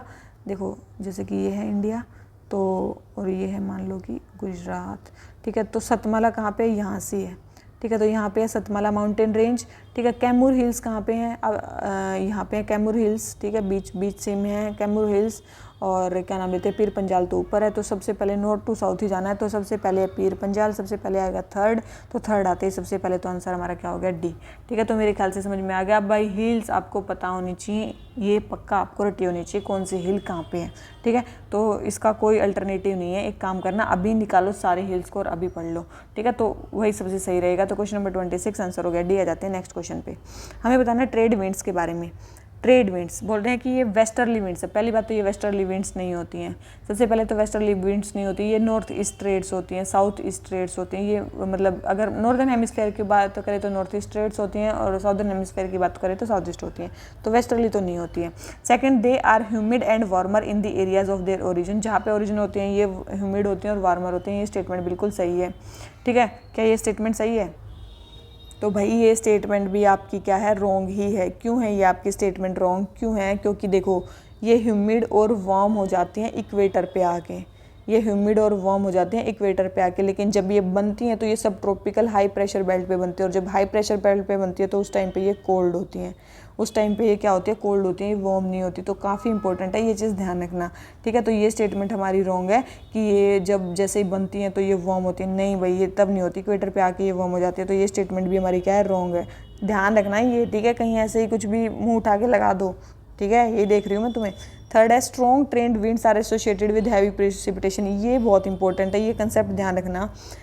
जितनी स्ट्रॉन्ग विंड होंगी उतना ही कम रेनफॉल होगा, उतनी ही कम प्रेसिपिटेशन होगी, और जितनी वीक ट्रेड विंड्स होंगी उतनी ही ज़्यादा रेनफॉल होगी। ये बहुत इंपॉर्टेंट स्टेटमेंट है, हमेशा ध्यान रखना कि जो स्ट्रॉन्ग ट्रेड विंड्स हैं वो लेस प्रेसिपिटेशन करवाती हैं और जो वीक ट्रेड विंड्स हैं वो ज़्यादा प्रेसिपिटेशन करवाती हैं। तो ये स्टेटमेंट भी हमारी रॉन्ग है कि स्ट्रॉन्ग ट्रेड विंड्स जो है वो हैवी प्रेसिपिटेशन करवाती हैं, बिल्कुल भी नहीं करवाती, वो भी कम करवाती हैं। फोर्थ है the south east Asian monsoon जो है वो, जो भी हमारा साउथ ईस्ट एशियन मानसून आता है वो सीजनल है, मोस्ट लेडन ट्रेड विंड आती है उसमें। बिल्कुल ये स्टेटमेंट बिल्कुल सही है कि जो हमारा ये वाला आता है ये वो वाला आता है, ठीक है, जो भी हमें बता रहे हैं ये, ठीक है, वही आता है। तो यही है, तो क्वेश्चन नंबर ये वाला हो जाता है हमारा कंप्लीट, मतलब कि आपकी सारी स्टेटमेंट रॉन्ग है, केवल फोर्थ स्टेटमेंट हमारी करेक्ट है, ठीक है। तो first and second and third मतलब समझ में आ गई। South east north east trade winds, south east trade winds जैसे बनती हैं तो उस टाइम पे कोल्ड होती हैं, और स्ट्रॉन्ग ट्रेड विंड्स जो हैं हमेशा लेस प्रेसिपिटेशन करवाती हैं, और जो वीक ट्रेड विंड्स हैं वो हमेशा ज़्यादा प्रेसिपिटेशन करवाती हैं। तो तीनों स्टेटमेंट रॉन्ग होगी, एक स्टेटमेंट करेक्ट है। हमें बताने करेक्ट स्टेटमेंट, तो एक स्टेटमेंट करेक्ट है और सारी स्टेटमेंट रॉन्ग है, तो हमारा आंसर क्या हो गया? ए। आ जाते हैं नेक्स्ट क्वेश्चन पे। Which of the following factors primarily influence the texture or the size of mineral grains of igneous rock? बोल रहे कौन कौन से ऐसे फैक्टर्स हैं जो प्राइमरली इन्फ्लुएंस करते हैं इग्निशियस रॉक्स के जो टेक्सचर है या फिर मिनरल ग्रेन का जो साइज है उसको, ठीक है। कौन कौन से ऐसे फैक्टर हैं जो प्राइमरली इन्फ्लुएंस करते हैं इग्निशियस रॉक्स के टेक्सचर और साइज को? तो जल्दी बताओ कौन कौन से कर सकते हैं। इग्नियस रॉक्स कैसे बनती हैं आप सभी को पता है, जब जो क्या नाम लेते हैं लावा या फिर मैग्मा कूल होके वो मेनली बनती हैं, ठीक है। दो टाइप की होती हैं, अगर मान लो कि ये वोल्केनो निकला, क्या है, मान लो ये वोल्केनो से बाहर कुछ निकला, ठीक है, कुछ जो बाहर निकल गया, जब वो मतलब क्या नाम लेते हैं सॉलिडिफाई हो जाता है, कूल होके सॉलिडिफाई हो जाता है, तो वो बन जाते हैं एक्सट्रूसिव रॉक, और जो अंदर हो जाता है उसको बोलते हैं इंट्रूसिव रॉक्स, ठीक है, जो अंदर ही हो जाता है, ठीक है। तो इंट्रूसिव रॉक्स या फिर उसको प्लूटोनिक रॉक्स भी बोलते हैं, इसके जो ग्रेन साइज होता है वो काफ़ी ज़्यादा बड़ा होता है, ठीक है, जबकि जो एक्सट्रूसिव रॉक होता है उसका जो ग्रेन साइज होता है वो क्या होता है, छोटा होता है, ठीक है। तो यही है, तो ये होती हैं। तो किस चीज़ पे डिपेंड करता है, तो याद रखना मेनली रेट ऑफ कूलिंग पे डिपेंड करता है कि मोल्टन मटेरियल किस तरीके से कूल हो रहा है, उस पर डिपेंड करता है कि भाई उसका साइज ऑफ मिनरल कैसा होगा, ठीक है। और जैसे स्लो कूलिंग अगर होती है किसी भी मिनरल की तो उसके बड़े साइज बनते हैं, ठीक है, कोर्स ग्रेन टेक्सचर बनता है, और जैसे रैपिड कूलिंग होती है तो छोटे फ्रैगमेंट्स बनते हैं, फाइन फ्रैगमेंट्स बनते हैं। ये भी चीज़ ध्यान रखना, मतलब ठंडा होने की भी ये प्रोसेस है और उसमें किस टाइप के वो बनते हैं। तो क्वेश्चन नंबर 28 आंसर हो जाता है सी। आ जाते हैं अपने नेक्स्ट क्वेश्चन पे। नेक्स्ट क्वेश्चन में क्या बोलता है, स्टॉर्म डैनियल ये न्यूज़ में था क्यों? क्योंकि ये फ्लड लेके आया था कहाँ पे, तो स्टॉर्म डैनियल ये जो था ये मेडिटेरेनियन में आया था, ये साइक्लोन, और मेडिटेरेनियन में साइक्लोन आया था, और लीबिया इससे सबसे ज़्यादा हिट हुआ था। सबसे ज़्यादा कौन सा हिट हुआ था? लीबिया कंट्री, ठीक है, मेनली आया था मेडिटेरेनियन में। अगर वैसे भी बात करें मतलब लीबिया को तो हिट किया ही था, साथ में टर्की, ग्रीस, बुल्गारिया उनको भी किया था। वैसे उन कंट्रीज़ के नाम लिखे नहीं है, टर्की, ग्रीस और क्या नाम थे, बुल्गारिया, इनको भी इसने हिट किया था, तो लेकिन उन कंट्रीज़ के नाम नहीं लिखे हैं। तो भाई लीबिया लिखा है तो लीबिया को किया हुआ इसने हिट, ठीक है। तो देखो एक और टर्म यूज़ होती है अगर कभी आ जाए तो, मेडिकेन का मतलब होता है जब मेडिटेरेनियन में हरिकेन आ जाता है, ये दो वर्ड से मिलके बना है, मेडिटेरेनियन प्लस हरिकेन, ठीक है। मेडिटेरेनियन और हरिकेन से मिलके एक टर्म बनी है जिसका मतलब है मेडिकेन, ठीक है। तो मेडिकेन, तो ये एक टाइप का मेडिकेन था, इसको स्पेसिफिक कंडीशन चाहिए बनने के लिए। स्टॉर्म डैनियल जो था वो ईस्टर्न मतलब मेडिटेरेनियन में आया था, इसको मेडिकेन भी बोलते हैं, ये हाइब्रिड टर्म इसके लिए यूज़ की जाती है, ठीक है। तो देखो सबसे पहले 3-4 कंडीशन चाहिए मेडिकेन बनने के लिए। क्या क्या कंडीशन चाहिए मेडिकेन बनने के लिए? एक तो क्लोज्ड ओशन होना चाहिए, क्लोज्ड ओशन बेसिन होना चाहिए, ठीक है, मेडिकेन बनने के लिए क्लोज्ड ओशन बेसिन होना चाहिए। कोल्ड एयर होनी चाहिए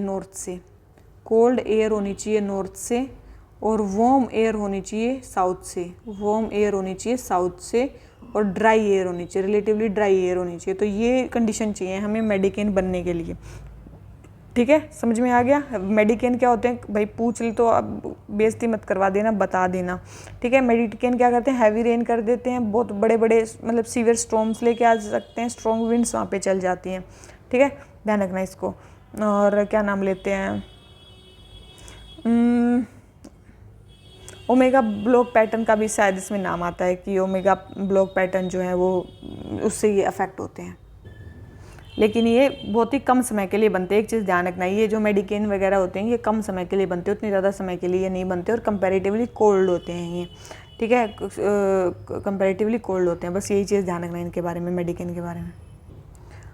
एक और चीज़ ध्यान रखना, जब यहाँ पे स्टॉर्म आया ना तो एक रीज़न का नाम काफ़ी ज़्यादा इंपॉर्टेंट न्यूज़ में आया था जिसका नाम था डरना, डरमा नहीं डरना, ठीक है, डरना। लीबिया में एक जगह है जिसका नाम है डरना, डरो उससे, ठीक है, डरना, ठीक है, डरना, ठीक है। डरना एक जगह थी जहाँ पे काफ़ी सारे डैम वगैरह टूट गए थे, ये मतलब आने से काफ़ी लोगों की डेथ हो गई। तो डरना एक जगह कहाँ पे है, ये है मेनली लीबिया में। लीबिया की कैपिटल क्या है, याद रखना, लीबिया की कैपिटल त्रिपोली, नाम तो मेरे ख्याल से पता ही होगा, त्रिपोली उसकी कैपिटल है। डरना एक जगह है यहीं पे जहाँ पे काफ़ी सारे लोगों की डेथ हुई थी, ठीक है। तो सबसे ज़्यादा लोग जो डिस्टर्ब हुए थे लीबिया में वो होते डरना प्रोविंस है इनकी, वहाँ पे हुए थे। तो ये ध्यान रखना, स्टॉर्म डेनियल कहाँ पे आया था, डरना जगह कहाँ पे है, ये कहाँ पे है, क्या कहाँ पे है, मेडिकेन क्या होता है, मेडिसिन नहीं होती, मेडिकेन अलग होता है। तो आ जाते हैं क्वेश्चन नंबर 30 पे। क्वेश्चन नंबर 30 हमें क्या बोलता है, लॉन्ग पीरियड एवरेज और लॉन्ग रेंज फोरकास्ट, दो चीज़ के बारे में पूछ रखा है। रेनफॉल का लॉन्ग पीरियड एवरेज क्या होता है और मानसून का लॉन्ग रेंज फोरकास्ट क्या होता है।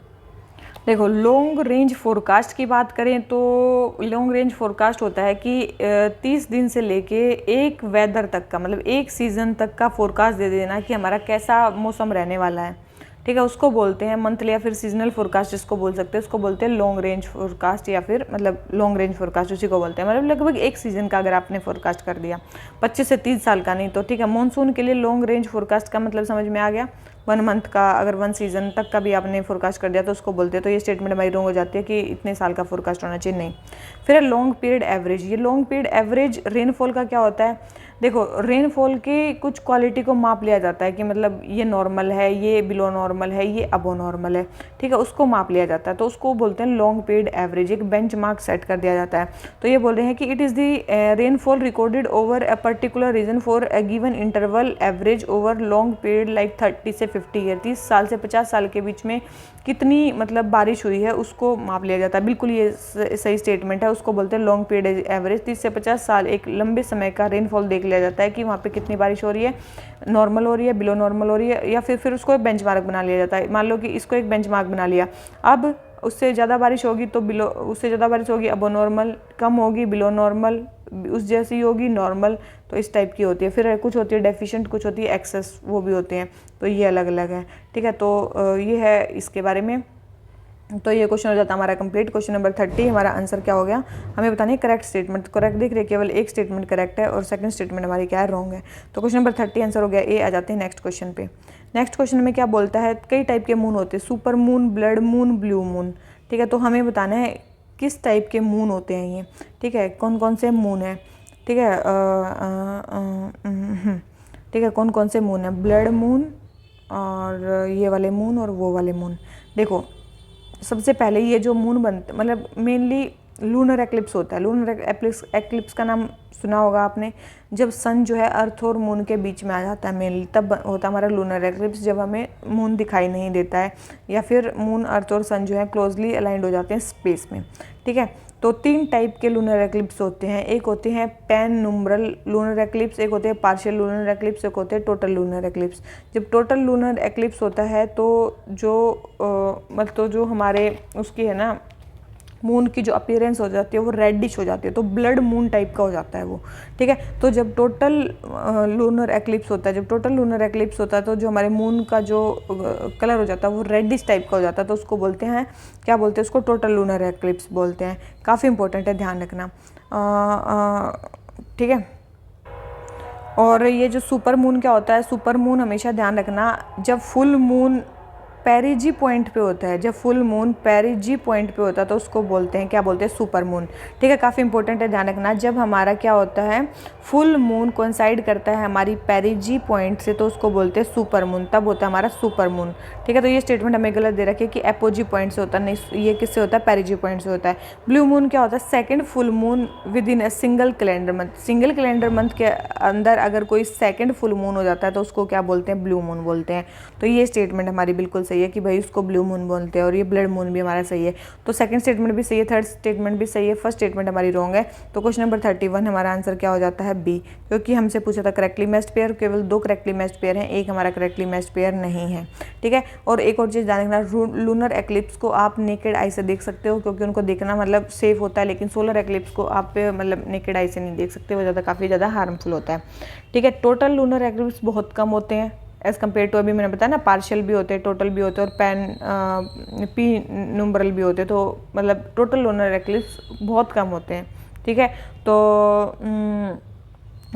तो बस यही है मेन तौर, तो कुछ नहीं है।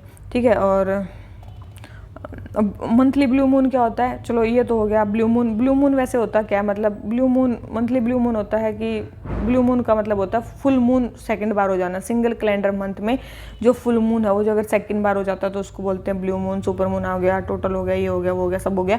तो क्वेश्चन नंबर 31 मेरे ख्याल से समझ में आ गया आपको। आ जाते हैं अपने नेक्स्ट क्वेश्चन पे। नेक्स्ट क्वेश्चन, रिवर और उसकी ट्रिब्यूटरी कौन सी है कौन सी नहीं है। देखो भाई, सारी सही लिख रखी हैं। ठीक है, पहली बात सारी बिल्कुल सही रखी हैं। जो वर्धा है वो किसकी वो है पेनगंगा। जो महानदी है उसकी ट्रिब्यूटरी है शिवनाथ। दामोदर की ट्रिब्यूटरी है बराकर, और कावेरी की ट्रिब्यूटरी है भवानी। भाई अगर आपको ये आती हैं तो ही आप इस क्वेश्चन को करवाओगे, अदरवाइज क्वेश्चन को छोड़ देना। और एक चीज़ ध्यान रखना, हमेशा हमेशा हमेशा एक क्वेश्चन तो रिवर से आता ही रहता है, 1 से 2 क्वेश्चन। ठीक है, तो भाई अब रिवर कर लो भाई सारी। ठीक है, अच्छे से बैठ के कर लो, कौन कौन सी ट्रिब्यूटरी रटनी पड़ेंगी, इसमें कोई किसी को कुछ नहीं कर सकता। तो आंसर क्या हो गया, डी। आ जाते हैं नेक्स्ट क्वेश्चन पे। गुजरात डिक्लेरेशन 2023 किसके लिए साइन हुआ था। भाई इंपॉर्टेंट है, शायद मैंने बताया भी है पिछले टेस्टों में, या पता नहीं, तो ये ऑफलाइन बताया होगा मे बी। तो गुजरात डिक्लेरेशन किसके साइन हुआ है, गुजरात डिक्लेरेशन साइन हुआ है किसके लिए, ट्रेडिशनल मेडिसिन के लिए। बहुत इंपॉर्टेंट है। पहली WHO की ट्रेडिशनल मेडिसिन ग्लोबल समिट हुई थी 2023 में। क्या हुई थी, फर्स्ट WHO की ट्रेडिशनल मेडिसिन ग्लोबल समिट हुई थी 2023 में। वहाँ पे साइन हुआ था एक गुजरात डिक्लेरेशन। ठीक है, काफ़ी इंपॉर्टेंट है, गुजरात डिक्लेरेशन वहाँ पे साइन हुआ था, तो ध्यान रखना। तो ये किसके लिए है, ट्रेडिशनल मेडिसिन के लिए। तो ये गुजरात डिक्लेरेशन है ट्रेडिशनल मेडिसिन के लिए। तो क्वेश्चन नंबर 33 आ जाते हैं 34 पे। ट्रोपोस्फेयर काफ़ी इंपॉर्टेंट है। सबसे पहले है the temperature in the troposphere changes at a positive lapse rate. देखो पॉजिटिव लैप्स रेट का मतलब क्या होता है, देखो लैप्स रेट का मतलब होता है कि जैसे ही हम कहीं जाते हैं, मतलब अर्थ से ऊपर की तरफ जाते हैं, तो टेम्परेचर क्या होता है, सम टेम्परेचर डिक्रीज। ठीक है, कुछ टेम्परेचर डिक्रीज होता है। मतलब जैसे कि अगर बात करें 165 मीटर पे 1 डिग्री सेल्सियस टेम्परेचर कम हो जाता है, तो उसको बोलते हैं lapse rate, normal lapse rate. मतलब जैसे तो अर्थ से ऊपर जाता जाएगा, यहाँ पे 165 हो गया तो 1 डिग्री सेल्सियस कम हो गया, फिर 165 हो गया, 1 डिग्री सेल्सियस कम टेम्परेचर कम हो गया, ऐसे 1 डिग्री सेल्सियस टेम्परेचर कम होता जाता है। तो बोलते हैं कि टेम्परेचर जो ट्रोपोस्फेयर में होता है वो पॉजिटिव लैप्स रेट से होता है। पॉजिटिव लैप्स रेट का मतलब होता है टेम्परेचर कम होता जा रहा है। तो बिल्कुल सही स्टेटमेंट है, ये पॉजिटिव लैप्स रेट से होता है, बिल्कुल सही स्टेटमेंट है ये। तो सेकंड बोल रहे हैं कि जितने भी वेदर फिनोमिना हैं जो भी होते हैं, जैसे कि रेनफॉल हो गया, हेल स्टॉर्म हो गया, साइक्लोन हो गया, ये सारे इसी लेयर में होते हैं। बिल्कुल ये ट्रोपोस्फेयर वाली लेयर में ही होते हैं, बिल्कुल सही है। ठीक है, थर्ड बोल रहे हैं temperature at the tropopause is nearly constant. Pause इसलिए तो बोल रखा है क्योंकि वहाँ पे टेम्परेचर लगभग कांस्टेंट होता है। तो ये स्टेटमेंट भी हमारे बिल्कुल सही है कि वहाँ पे लगभग टेम्परेचर कांस्टेंट रहता है। तो हमें बताना है करेक्ट स्टेटमेंट। तो तीनों ही स्टेटमेंट इसके बारे में क्या है, हमारे बिल्कुल सही है। ठीक है, समझ में आ गया होगा मेरे ख्याल से ट्रोपोस्फेयर के बारे में। पॉजिटिव लैप्स रेट का समझ में आ गया, जैसे जैसे ऊपर जाते हैं तो हमारा टेम्परेचर डिक्रीज होता है, तो उसको बोलते हैं पॉजिटिव लैप्स रेट। तो नेगेटिव लैप्स रेट अगर आ जाए तो भी आप बता दोगे। नेगेटिव लैप्स रेट क्या होता है, नेगेटिव लैप्स रेट होगा जैसे जैसे आप ऊपर जाओगे तो हमारा टेम्परेचर क्या करेगा, घटेगा नहीं, क्या होगा, बढ़ेगा। ठीक है, जब टेम्परेचर इंक्रीज करे, जब हम ऊपर जाएं तो उसको बोलते हैं नेगेटिव लैप्स रेट्स, और जब घटे तो उसको बोलते हैं पॉजिटिव लैप्स रेट। ठीक है, तो ये समझ में आ गया होगा। तो ये है हमारा किसके बारे में, ट्रोपोस्फेयर के बारे में। तो क्वेश्चन नंबर 34 आंसर हो जाता है सी। तो भाई ये देखो, ये हमारा आपको दिख रहा होगा, दिख रहा, मेरे ख्याल से नहीं दिख रहा। देखो ये है हमारा ट्रोपोस्फेयर। इसमें क्या होता है, टेम्परेचर क्या हो रहा है, देखो अगर पीछे की तरफ जाते हैं तो टेम्परेचर घट रहा है, और आगे की तरफ जाएंगे तो मतलब टेम्परेचर बढ़ रहा है। बहुत इंपॉर्टेंट है, ध्यान रखना। ये है ट्रोपोपॉज, मतलब टेम्परेचर सेम रह रहा है। तो जब जैसे जैसे ऊपर जाते हैं टेम्परेचर क्या होता है, डिक्रीज़ हो रहा है। जब टेम्परेचर डिक्रीज़ हो रहा है तो उसको क्या बोलेंगे, यहाँ पे होता है ट्रोपोस्फेयर में, फिर सेम रह जाता है। स्ट्रेटोस्फेयर में फिर टेम्परेचर इंक्रीज होता है, स्ट्रेटोपोज पे फिर वो हो जाता है। मीजोस्फेयर में फिर टेम्परेचर डिक्रीज करता है, और सबसे कम टेम्परेचर कहाँ पे होता है, मीजोपोज पे, देखो ध्यान रखना, ठीक है। और फिर टेम्परेचर इंक्रीज करता है थर्मोस्फेयर में और एक्सोस्फेयर में। तो ये चीज़ ध्यान रखना, कहाँ पे टेम्परेचर बढ़ रहा है, कहाँ पे घट रहा है, कहाँ पे ट्रोपोस्फेयर है, कहाँ पे ट्रोपोपोज है, और कितने एल्टीट्यूड पे क्या है, ये भी चीज़ ध्यान रखना, ठीक है। तो ये क्वेश्चन हो जाता है हमारा कंप्लीट, ठीक है। तो ट्रोपोस्फेयर के बारे में समझ में आ गया होगा। तो क्वेश्चन नंबर 34 आंसर हो जाता है सी। आ जाते हैं नेक्स्ट क्वेश्चन पे। अलग अलग सैटेलाइट, देखो अलग अलग प्लेनेट के अलग अलग सैटेलाइट है, जैसे कि हमारा मून है, ठीक है, वैसे ही अलग अलग उसके भी अलग अलग है। जैसे कि मरकरी और वीनस के तो कोई सैटेलाइट है ही नहीं। अर्थ का हमारा एक है, वो है मून। रह गए मार्स से, मार्स से स्टार्ट हो गए हमारे। मार्स के 2 सैटेलाइट है, एक तो फोबोस, ठीक है, जो दे ही रखा है इन्होंने, एक है फोबोस, एक और डाइमोस। एक है फोबोस, एक है डाइमोस, ठीक है। तो फोबोस का नाम दे रखा है, ये किसका सैटेलाइट है, मार्स का, बिल्कुल भाई। फोबोस जो है मार्स का सैटेलाइट है, डाइमोस दे देते वो भी मार्स का सैटेलाइट है। फिर है जुपिटर, जुपिटर का गैनीमेड, बिल्कुल 4 सैटेलाइट हैं। अरे यार ये क्या, सैटर्न के नहीं है, ये किसके हैं, जुपिटर के हैं। गैनीमेड किसका है, जुपिटर का सैटेलाइट है, ठीक है, जुपिटर का सैटेलाइट है। जुपिटर के है ना काफ़ी सारे सैटेलाइट है, जैसे कि 4 नाम तो बहुत ज़्यादा इंपॉर्टेंट है। एक तो गैनीमेड हो गया, एक कैलिस्टो हो गया, एक आईओ हो गया, एक यूरोपा हो गया, ठीक है। एक यूरोपा, आईओ, कैलिस्टो, गैनीमेड, ये जुपिटर के सैटेलाइट है। 4 सैटेलाइट बहुत ज़्यादा इंपॉर्टेंट है। और गैनीमेड जो है ना वो सब लार्जेस्ट मून है हमारे पूरे सोलर सिस्टम का, इवन बिगर देन दी प्लैनेट मरकरी, और प्लूटो से तो बड़ा था ही, ठीक है। तो मरकरी से भी बड़ा, इतना बड़ा सैटेलाइट है ये गैनीमेड सैटेलाइट, ठीक है, ध्यान रखना। तो ये सैटर्न का नहीं है, ये इसका है। फिर है टाइटन, टाइटन किसका सैटेलाइट है, याद रखना, ये जुपिटर का नहीं है। टाइटन किसका है, ये सैटर्न का है।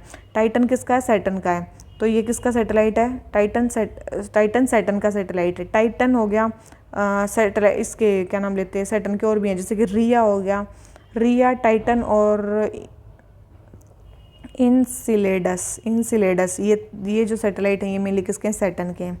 यूरेनस और नेपच्यून, यूरेनस के भी सैटेलाइट हैं, काफ़ी सारे हैं, जैसे कि एक तो है टाइटेनिया। देखो टाइटन किसका और टाइटेनिया किसका है, टाइटन है सैटर्न का, और टाइटेनिया किसका है, यूरेनस का, ध्यान रखना। ओबेरोन किसका सैटेलाइट है, ये भी इसी का है, यूरेनस का।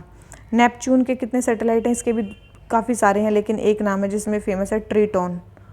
क्या नाम है, एक फेमस सैटेलाइट है जिसका नाम है ट्रिटोन, ठीक है, ये लार्जेस्ट है इसका, नेपच्यून का, इसीलिए ये न्यूज़ में है। तो ये काफ़ी सारे सैटेलाइट हैं यार, मतलब समझ गए, तो बहुत सारे सैटेलाइट हैं पूरे, मतलब अगर सोलर सिस्टम की बात करूँ तो मरकरी और वीनस के तो है नहीं कोई भी, और उसके बाद तो 1, फिर 2, फिर बहुत सारे आ जाते हैं, ठीक है। तो ध्यान रखना। तो क्वेश्चन नंबर 35 हमारा आंसर क्या हो गया, दोनों गलत हैं, एक ठीक है, तो हमें पता नहीं करेक्टली मैच, तो केवल एक करेक्टली मैच जो हमारा सही है, तो आंसर हमारा क्या हो गया, ए, ठीक है। तो ये क्वेश्चन हो जाता है कंप्लीट। आ जाते हैं अपने नेक्स्ट क्वेश्चन पे।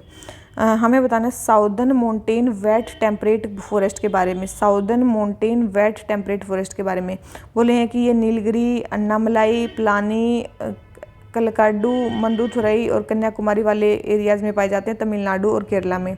एलियन स्पीसीज़ का इंट्रोडक्शन और फ्रीक्वेंट फायर से यहाँ पे इनकी एग्जिस्टेंस को क्या हो गया है, काफ़ी ज़्यादा वो हो गया, नुकसान हो गया है।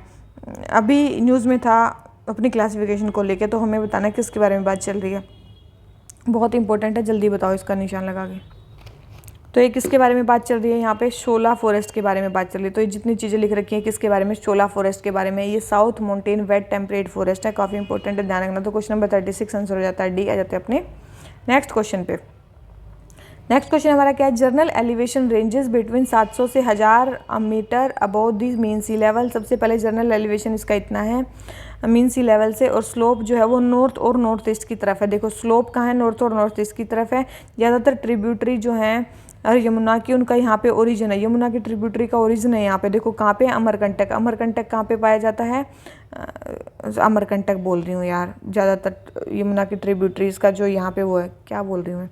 तो फिर है an eastern extension is formed by Rajmahal, इसका ईस्टर्न एक्सटेंशन है राजमहल hills.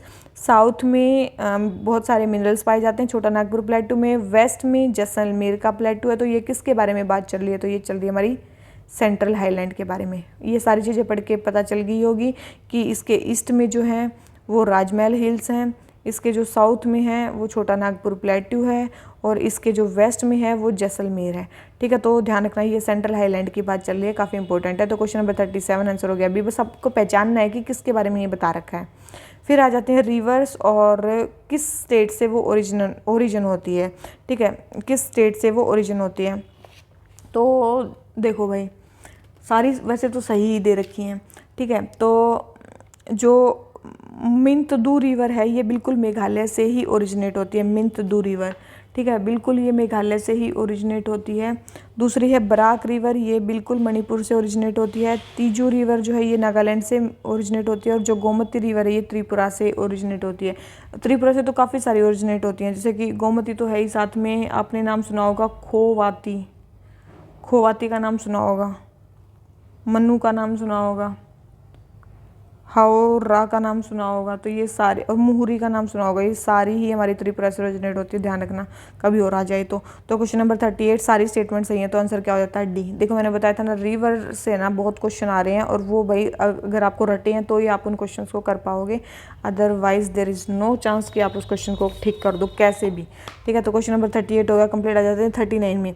Which type of fault result from the horizontal compression of rock. देखो हॉरिजेंटल कंप्रेशन ऑफ रॉक से कौन सा मतलब फॉल्ट होता है, जिससे एक ब्लॉक ऊपर की तरफ चला जाता है दूसरे के कंपैरिजन में।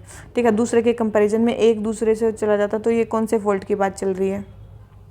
तो ये कौन सा फॉल्ट होता है, ये होता है रिवर्स फॉल्ट। ठीक है, ये कौन सा फॉल्ट होता है, रिवर्स फॉल्ट। तो भाई ये वाले आपको फोल्ड्स दिख रहे होंगे, अलग अलग टाइप के फोल्ड्स हैं, जैसे कि भाई स्ट्राइक स्लिप फोल्ड्स अभी आपने देखा था, वहाँ पे किस टाइप का होता है, इधर से स्ट्राइक करके इधर उधर चले जाते हैं। फिर ओब्लिक स्लिप फोल्ड जिसमें ओब्लिक पार्ट्स में चले जाते हैं। एक है स्टेप फोल्ड जिसमें स्टेपिंग बन जाती है। रिज और ट्रफ फोल्ड में रिजेस बन जाते हैं, एक में रिज ऊपर की तरफ चला जाता है, एक में ट्रफ बन जाता है। नॉर्मल फोल्ड में ये नॉर्मल थोड़े बहुत खिसक जाते हैं, और रिवर्स फोल्ड में एक ऊपर चला जाता है, एक नीचे चला जाता है। उनसे पूछा था किस में ऊपर चला जाता है, तो ये हो जाता है हमारा रिवर्स फोल्ड में। ठीक है, तो भाई ये हमारा ये वाला क्वेश्चन हो जाता है कंप्लीट, मेरे ख्याल से समझ में आ गया होगा। तो ये क्वेश्चन हो जाता है कंप्लीट। आ जाते हैं अपने नेक्स्ट क्वेश्चन पे। नेक्स्ट क्वेश्चन हमें क्या बोलता है, हमें बताना ओशन करंट्स के बारे में। सबसे पहले Labrador current is cold ocean current flowing from Arctic region south along the east coast of Canada. Canada के ईस्ट कोस्ट में आता है जो है हमारा लेब्राडोर करंट। तो क्या ये स्टेटमेंट बिल्कुल सही है। ठीक है, लेब्राडोर जो करंट है ना, सबसे पहले बिल्कुल ये कोल्ड करंट है, आर्कटिक रीजन से फ्लो करता है और ईस्ट ऑफ कनाडा से वहाँ पे फ्लो कर जाता है। फिर है कुरोशियो करंट, आप सभी को पता है चाइना के साइड में यहाँ से कुरोशियो करंट होता है, यहाँ से ओयोशियो करंट आता है। ठीक है, तो बोल रहे हैं कि ये नॉर्थ फ्लोइंग करंट है, नॉर्थ में जाता है, बिल्कुल नॉर्थ फ्लोइंग करंट है, और जापान के कोस्ट के पास जाता है, पैसिफिक में बिल्कुल ये वहाँ पे है। फिर है गल्फ स्ट्रीम, गल्फ स्ट्रीम आप सभी को पता है यूरोप की तरफ जाती है, ये एक वार्म करंट है, बिल्कुल ये एक वार्म करंट है जो गल्फ ऑफ मैक्सिको से फ्लो करता है और अटलांटिक कोस्ट ऑफ यूरोप तक जाता है, बिल्कुल जाता है। फिर अगुलहास करंट आप सभी को पता है, मान लो कि ये अफ्रीकन कॉन्टिनेंट है, मैंने आपको याद करने का तरीका बताया था कि यहाँ से ए करंट फ्लो करता है, यहाँ से बी और यहाँ से सी। ठीक है, तो अगुलहास करंट, बेंगुएला करंट और यहाँ पे कैनरी करंट। ठीक है, तो ए बी सी करंट यहाँ से फ्लो करते हैं। तो अगुलहास जो करंट है वो कैसा करंट है, वार्म करंट है जो ईस्ट कोस्ट ऑफ अफ्रीका में पाया जाता है, बिल्कुल सही है, ये भी वहाँ पे पाया जाता है। सारे स्टेटमेंट सही है, तो हमारा आंसर क्या हो गया, डी। ठीक है, सारों स्टेटमेंट सही है। किसके बारे में, हमारी ओशन करंट्स के बारे में। ठीक है, तो कितने टाइप के चार पढ़ लिए हमने, Labrador current, Kuroshio current, gulf stream और उसके बाद आता है हमारा अगुलहास करंट। ठीक है, तो भाई ये देखो ये हैं बहुत सारे करंट, ये आपको पता चल जाएगा कहाँ कहाँ से फ्लो कर रहे हैं। देखो अभी हमने पढ़ा था, एक था लेब्राडोर करंट, ठीक है, एक हमने पढ़ा था अभी गल्फ स्ट्रीम, ठीक है, अभी एक हमने पढ़ा था ये क्या नाम लेते हैं, अगुलहास करंट, इधर से इससे फ्लो करता है बेंगुएला करंट। देखो मोजाम्बिक करंट भी यहीं से फ्लो करता है, देखना गुलहास और मोजाम्बिक दोनों इधर से फ्लो करते हैं। ठीक है, यहाँ से पेरू करंट कोल्ड करंट है, कहाँ से फ्लो कर रहा है। फिर है कैलिफोर्निया करंट, कोल्ड करंट है, कहाँ से फ्लो कर रहा है। अलास्का करंट आपको दिख रहा है कौन सा है, वार्म करंट है, तो जो लाल में है वो वार्म करंट है। यहाँ पे ब्राज़ीलियन करंट वार्म करंट है। ठीक है, कौन से वार्म है कौन से कोल्ड है, कैनरी क्या है, कोल्ड करंट है। ठीक है, ध्यान रखना, तो ये सारी चीज़ें ध्यान रखना कौन कौन से करंट है। यहाँ पे ओयोशियो और कुरोशियो भी हमने पढ़ा था, तो ये सारे करंट काफ़ी ज़्यादा इंपॉर्टेंट है। इनकी लोकेशन देखो, जो ये ब्लू में है और जो रेड में है ये देख लेना आप, इन पे निशान लगा लेना और दोबारा फिर से देख लेना इसका मैप। ठीक है, ध्यान रखना इसका। तो कैलिफोर्निया करंट समझ में आ गया कौन सा करंट है, साउथ की तरफ फ्लो करता है, और ये कौन सा करंट है, कोल्ड करंट है। ठीक है, तो ध्यान रखना इनको। तो हमारा ये वाला क्वेश्चन हो जाता है कंप्लीट। क्वेश्चन नंबर 40 आ जाते हैं क्वेश्चन नंबर 41 पे।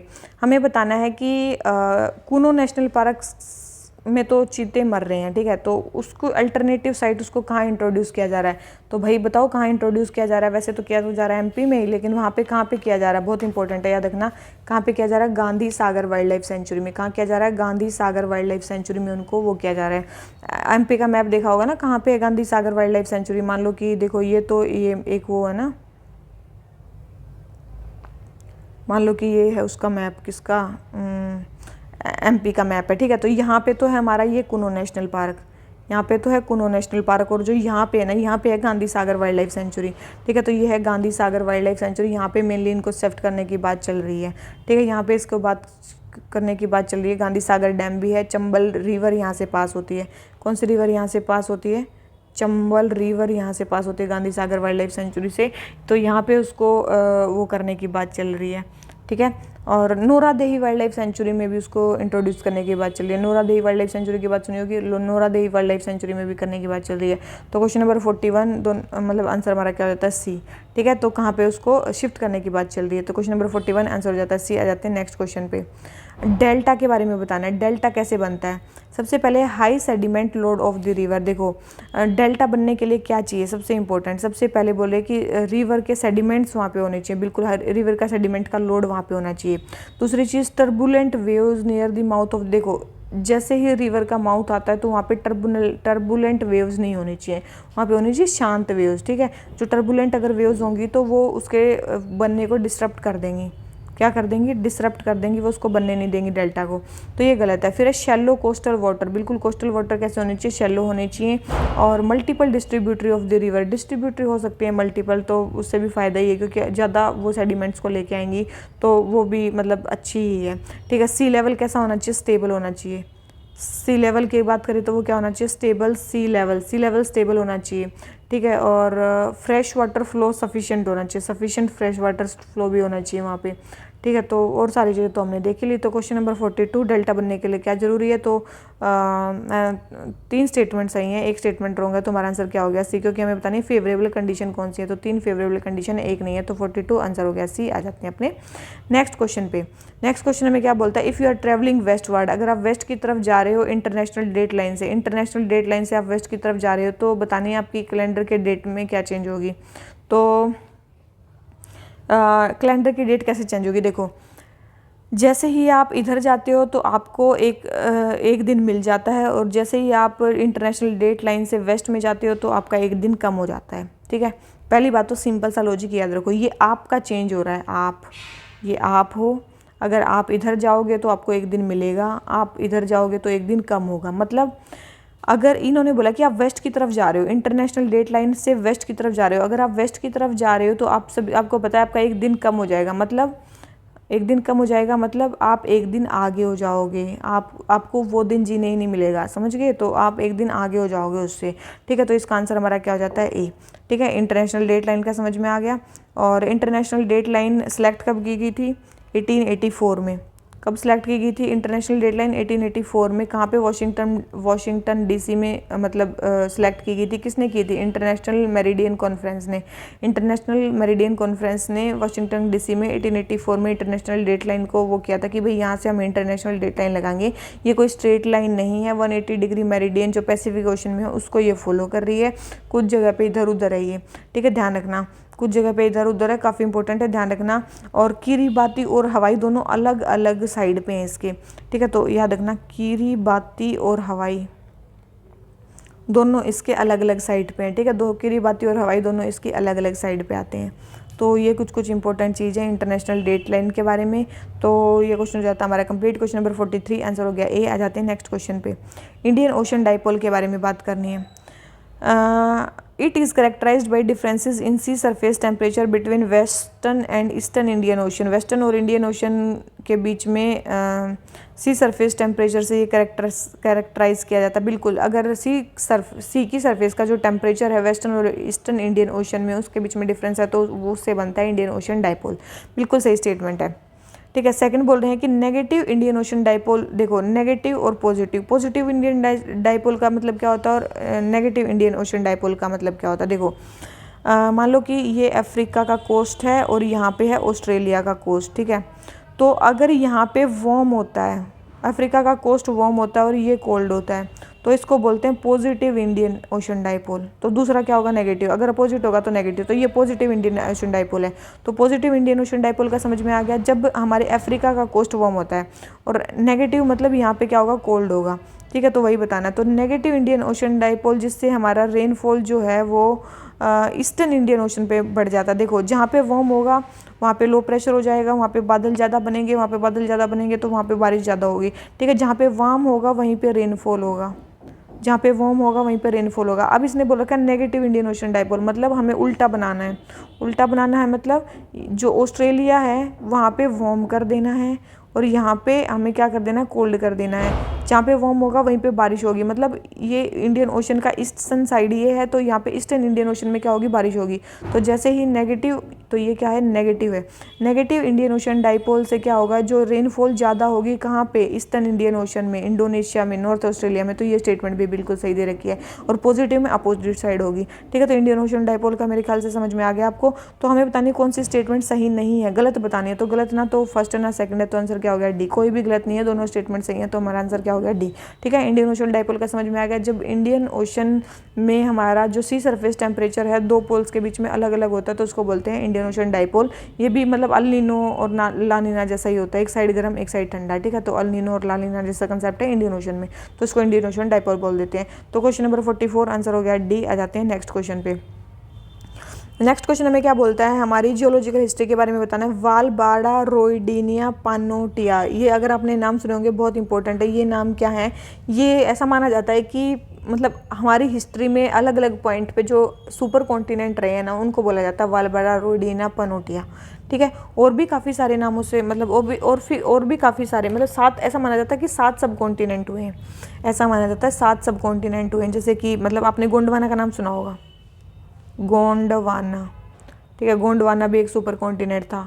उर भी एक सुपर कॉन्टिनेंट था। कैनोरलैंड भी एक सुपर कॉन्टिनेंट था, ठीक है। कोलंबिया भी एक था, कोलंबिया, या फिर उसको उसी का दूसरा नाम था नूना, उसी का दूसरा नाम था हडसन लैंड, हडसन लैंड। तो ये एक ही है, मतलब ये कोलंबिया, नूना, हडसन लैंड, तो ये भी थे, ठीक है। तो ये सारे क्या थे, सुपर कॉन्टिनेंट माना जाता है कि ये बहुत पुराने टाइम पे, मतलब जियोलॉजिकल हिस्ट्री में कभी ना कभी ये सुपर कॉन्टिनेंट रहे हैं हमारी हिस्ट्री में, तो उनको बोला जाता है। तो वालबाड़ा, रोइडिनिया, पनोटिया, गोंडवाना, उर, कैरोलैन, कोलंबिया, नूना, हडसन लैंड कभी भी आपको सुनाई दे तो इनका मतलब क्या है, ये है सारे क्या, सुपर कॉन्टिनेंट्स।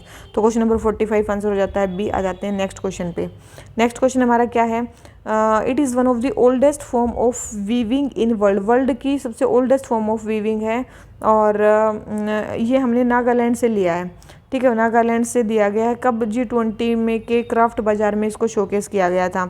इसमें क्या किया जाते हैं, ड्रामेटिक कलर कॉम्बिनेशन है, बोल्ड पैटर्न है, स्ट्राइटिंग मिनिमलिस्टिक जियोमेट्रिक मोटिफ बनाए जाते हैं और जियोमेट्रिक डिज़ाइन इसमें बनाए जाते हैं। और हैंड पेंटेड सेंट्रल बैंड जिसमें टाइगर, बाइसन, क्रॉस पियर्स और रूस्टर्स उसमें दिखते हैं। तो हमें किस स्टाइल के वीविंग की बात चल रही है, तो ये वीविंग की बात चल रही है किसकी, लोइन लूम वीविंग की। किसकी चल रही है, लोइन लूम वीविंग की। इसी को बैक स्ट्रैप लूम भी बोलते हैं, इसी को क्या बोलते हैं, बैक स्ट्रैप लूम भी बोलते हैं। तो ये याद रखना, नागालैंड से हमने लिया है, ओल्डेस्ट फॉर्म ऑफ वीविंग है, बैक स्ट्रैप लूम भी इसको बोलते हैं, लोइन लूम वीविंग, ठीक है। Lion loom weaving. ये तानचोई वीविंग कहाँ पे होती है, तानचोई वीविंग का नाम सुना होगा। ये चाइना से आई थी हमारे गुजरात में, चाइनीज़ से मतलब जो वीवर्स गए हुए थे हमारे, वो मतलब गुजरात में लेके आए थे। तो ये तानचोई मेनली चाइना की है, ठीक है, वीविंग। मेखला चद्दर वीविंग, जो ये मेखला चद्दर वीविंग है ये मेनली मूंग के सिल्क से की जाती है, मेनली असम में। ये मेनली कहाँ पे की जाती है, असम में की जाती है। और मोइरंग फी वीविंग कहाँ पे की जाती है, मोइरंग की जाती है मणिपुर में। मोइरंग कहाँ पे की जाती है, मणिपुर में की जाती है। तो ये हैं, तो अगर आपको इनके नाम भी पता होते तो भी देखो, तानचोई मतलब थोड़ा चाइनीज़ नेम है तो चाइना में, ठीक है। मेखला चादर ये कहाँ पे बनाई जाती है? असम में। मोइरंग मणिपुर में। और लोइन लूम लिविंग कहाँ की जाती है? नागालैंड में। तो क्वेश्चन नंबर 46 हमारा आंसर हो जाता है डी। आ जाते हैं नेक्स्ट क्वेश्चन पे। नेक्स्ट क्वेश्चन हमारे बताना है कि कौन से फैक्टर्स हैं जो अफेक्ट करते हैं मूवमेंट ऑफ विंड को। बोल रहे हैं कि in the movement of wind the Coriolis force act parallel to the direction of the pressure gradient force. बोल रहे हैं कि जैसे विंड के मूवमेंट में जो कोरियोलिस फोर्स है वो प्रेशर ग्रेडियंट फोर्स के पैरेलल काम करती है। तो बहुत इंपॉर्टेंट है, ध्यान रखना। जैसे ही वो होती है ना, क्या नाम लेते हैं, कोरियोलिस फोर्स हमेशा परपेंडिकुलर काम करती है प्रेशर ग्रेडियंट फोर्स के, ना कि पैरेलल। कैसे काम करती है? परपेंडिकुलर। तो ये स्टेटमेंट बिल्कुल गलत है कि पैरेलल काम करती है। दूसरी चीज़, जब कोई फ्रिक्शन नहीं होता, कोई फ्रिक्शन नहीं है, तो प्रेशर ग्रेडियंट फोर्स जो है उसको कोरियोलिस फोर्स बैलेंस कर देती है और रिजल्टेंट विंड को बोला जाता है जियोस्ट्रोपिक विंड, बिल्कुल उसको बोला जाता है। तो सेकंड स्टेटमेंट सही है, फर्स्ट स्टेटमेंट रॉन्ग है। तो हमारे बताने करेक्ट स्टेटमेंट, तो करेक्ट तो केवल सेकंड स्टेटमेंट हमारी करेक्ट है। तो हमारा आंसर क्या हो जाता है? बी। समझ में आ गया? जब कोई फ्रिक्शन नहीं होता आइसोबार्स होते हैं। जब कोई फ्रिक्शन नहीं होता तो प्रेशर ग्रेडियंट फोर्स को कौन बैलेंस कर देती है? कोरियोलिस फोर्स बैलेंस कर देती है। और रिजल्टेंट विंड जो है आइसोबार के पैरेलल ब्लो करने लग जाती है, उसी को बोलते हैं जियोस्ट्रोपिक विंड। जब क्या होती है, जो विंड है वो कैसे ब्लो करने लग जाती है? पैरेलल टू आइसोबार, ठीक है। काफ़ी इंपॉर्टेंट है, ध्यान रखना। तो यही है। तो क्वेश्चन नंबर 47 आंसर हो गया बी। आ जाते हैं अपने नेक्स्ट क्वेश्चन पे। नेक्स्ट क्वेश्चन हमें क्या बोलता है? अल्बिडो वैल्यू किसकी ज़्यादा है? डिक्रीजिंग ऑर्डर बनाना, पहले सबसे ज़्यादा फिर सबसे कम। देखो भाई, अल्बिडो सबको पता है, अल्बिडो का मतलब कितनी रिफ्लेक्टिव पावर है उस चीज़ की। तो सबसे ज़्यादा तो जो है वो किसकी है? आइस की है। आइस एंड स्नो की सबसे ज़्यादा रिफ्लेक्टिव पावर है, तो थर्ड सबसे आगे आएगा। तो दो में थर्ड सबसे आगे है। फिर किसकी होगी? सिरस क्लाउड्स की होगी, सैंड की होगी या वाटर की होगी, ठीक है। तो सबसे ज़्यादा जो रिफ्लेक्टिव पावर है वो है हमारी किसकी? उसके बाद हमारी सिरस क्लाउड की, उसके बाद है सैंड की और उसके बाद है वाटर की। ये सीक्वेंस आपको पता ही होनी चाहिए, तभी आप इसको कर पाओगी, ठीक है। तो देखो वाटर की तो बहुत कम होती है, एक चीज़ ध्यान रखना, वाटर की काफ़ी कम होती है, ठीक है। देखो सबसे पहले आइस और स्नो की तो है ही, ठीक है। उसके बाद आपकी होती है क्यूमुलोनिम्बस क्लाउड, का नाम सुना है? क्यूमुलोनिम्बस क्लाउड्स की होती है। फिर आ जाते हैं हमारे स्ट्रेटो क्यूमुलस क्लाउड्स, ठीक है। फिर आ जाते हैं हमारे सिरस क्लाउड्स की होती है। फिर हमारी सैंड आ जाती है। फिर हमारी वोल प्लैनेट आ जाता है। फिर आ जाते हैं हमारे ग्रासलैंड आ जाते हैं। ग्रासलैंड तो बहुत लास्ट में आते हैं। ग्रासलैंड आते हैं, डेसिडुअस फॉरेस्ट आते हैं, फिर ये कॉनिफोरस फॉरेस्ट होते हैं, फिर रेन फॉरेस्ट आते हैं, ऐसे आते हैं। अगर हाँ, ये चीज़ ध्यान रखना, ये सीक्वेंस ध्यान रख लेना। क्या नाम लेते हैं कि फॉरेस्ट में सीक्वेंस क्या है? देखो सबसे ज़्यादा जो है वो है ग्रासलैंड की, ठीक है, एल्बिडो पावर। उसके बाद है डेसिडुअस फॉरेस्ट की। फिर है हमारे कॉनिफेरस फॉरेस्ट की। और फिर है हमारे रेन फॉरेस्ट की, ठीक है। एल्बिडो वैल्यू की बात चल रही है तो ध्यान रखना। तो ये ऐसे सीक्वेंस है, इसकी सबसे ज़्यादा, फिर इसकी, फिर इसकी, फिर इसकी, ठीक है। तो क्वेश्चन नंबर 48 आंसर हो जाता है बी। आ जाते हैं अपने नेक्स्ट क्वेश्चन पे। हमें बताना है ब्रांडेड लाइन। ये पहले भी करवा चुकी हूँ मैं। ब्रांडेड लाइन क्या होती है? ग्लोबल नॉर्थ और ग्लोबल साउथ को डिवाइड करने वाली लाइन को बोलते हैं ब्रांडेड लाइन। ये क्या होती है? ये एक ऐसा कर्व होता है जो वोल वर्ल्ड को इकोनॉमिकली रिच नॉर्थ और पुअर साउथ में डिवाइड कर देता है। तो भाई ये आपको मैप दिख रहा होगा, ये है ग्लोबल, ये है रिच नॉर्थ और ये नीचे साउथ है, रिच साउथ है। और ये आपको लाइन दिख रही होगी ब्रांडेड लाइन, ये है ब्रांडेड लाइन, ठीक है। बस यही आपको याद रखनी है, ये होती है ब्रांडेड लाइन, ठीक है। तो ये वाला क्वेश्चन हो जाता है कंप्लीट। आ जाते हैं नेक्स्ट क्वेश्चन पे, नेक्स्ट एंड लास्ट क्वेश्चन पे आज के। देखो क्या देखो स्टूडेंट टाइप क्लाइमेट के बारे में क्या सही नहीं है। देखो आप इसका खुद आंसर लगाओ, आपको खुद ही पता चल जाएगा कि क्या इसके बारे में गलत है। इसका कोई आंसर आप खुद लगाओ, ठीक है, जल्दी लगाओ।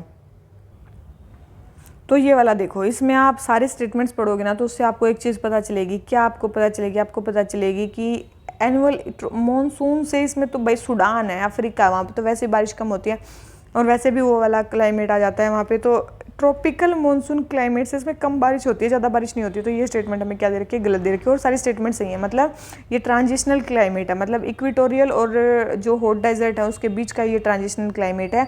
इसमें अल्टरनेट हॉट रेनी सीजन होता है और कोल्ड ड्राई सीजन होता है।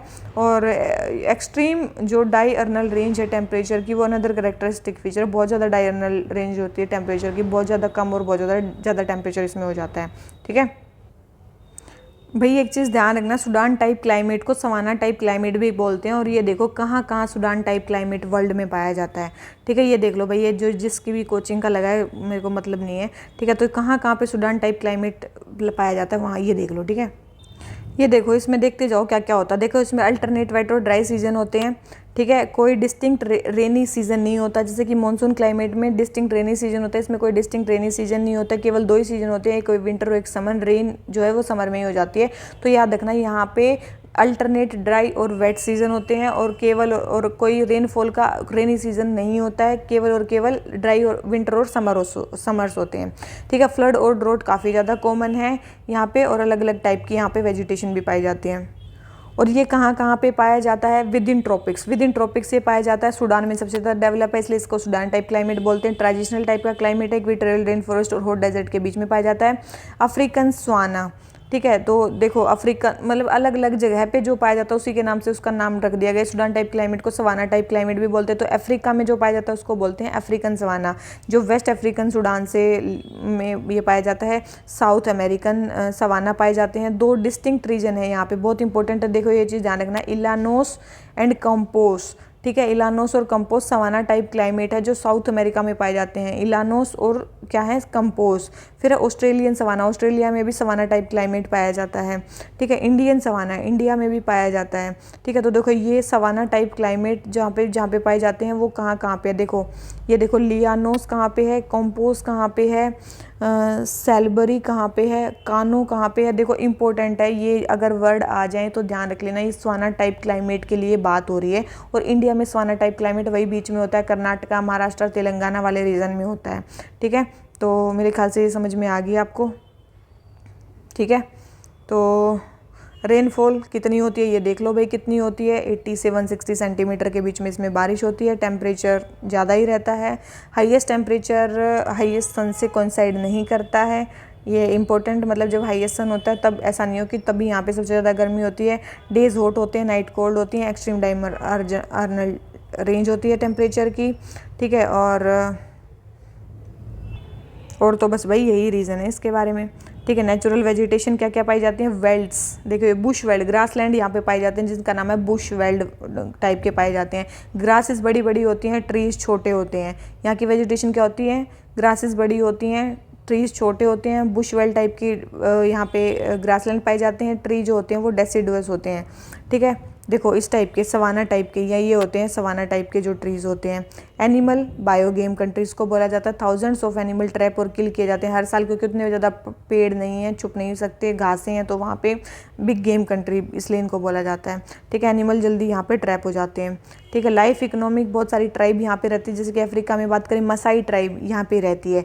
हाउजा ट्राइब कहाँ पे रहती है? नाइजीरिया में। ये देख लो जल्दी, बहुत इंपॉर्टेंट है, याद रख लो। मसाई ट्राइब, हाउजा ट्राइब कहाँ की है? नाइजीरिया की। केन्या मतलब हाईलैंड में भी काफ़ी सारे वो पाए जाते हैं। एग्रीकल्चर मेनली यहाँ पे प्रोजेक्ट वो की जाती है। हाउजा ट्राइब कहाँ पे पाई जाती है? वो का ट्राइब कहाँ पे पाई जाती है? कौन कौन सी क्रॉप, मेनली प्लांटेशन क्रॉप इस एरिया में उगाई जाती हैं। फार्मिंग की जाती है, बिल्कुल यहाँ पे फार्मिंग की जाती है। कैटल रियरिंग की जाती है, बिल्कुल कैटल रियरिंग भी की जाती है यहाँ पे, ठीक है। और बस यही है, ठीक है, यही मेन चीज़ें हैं इसके बारे में, तो बस ये चीज़ ध्यान रखना, ठीक है। सब ये हमारा सूडान टाइप क्लाइमेट पूरा हो गया भाई, इसको अच्छे से देख लेना, ठीक है। कहाँ कहाँ पाया जाता है, कौन कौन सी चीज़ें हैं, रट लेना इसको, ठीक है। इसीलिए मैंने इसको दिखा दिया है। तो इसी नोट पे आज के हमारे टोटल 50 क्वेश्चन हो जाते हैं कंप्लीट। वीडियो अच्छी लगी हो लाइक कर लेना, चैनल को सब्सक्राइब कर लेना, अपने फ्रेंड्स में शेयर कर देना, ठीक है। Thank you very much, bye bye.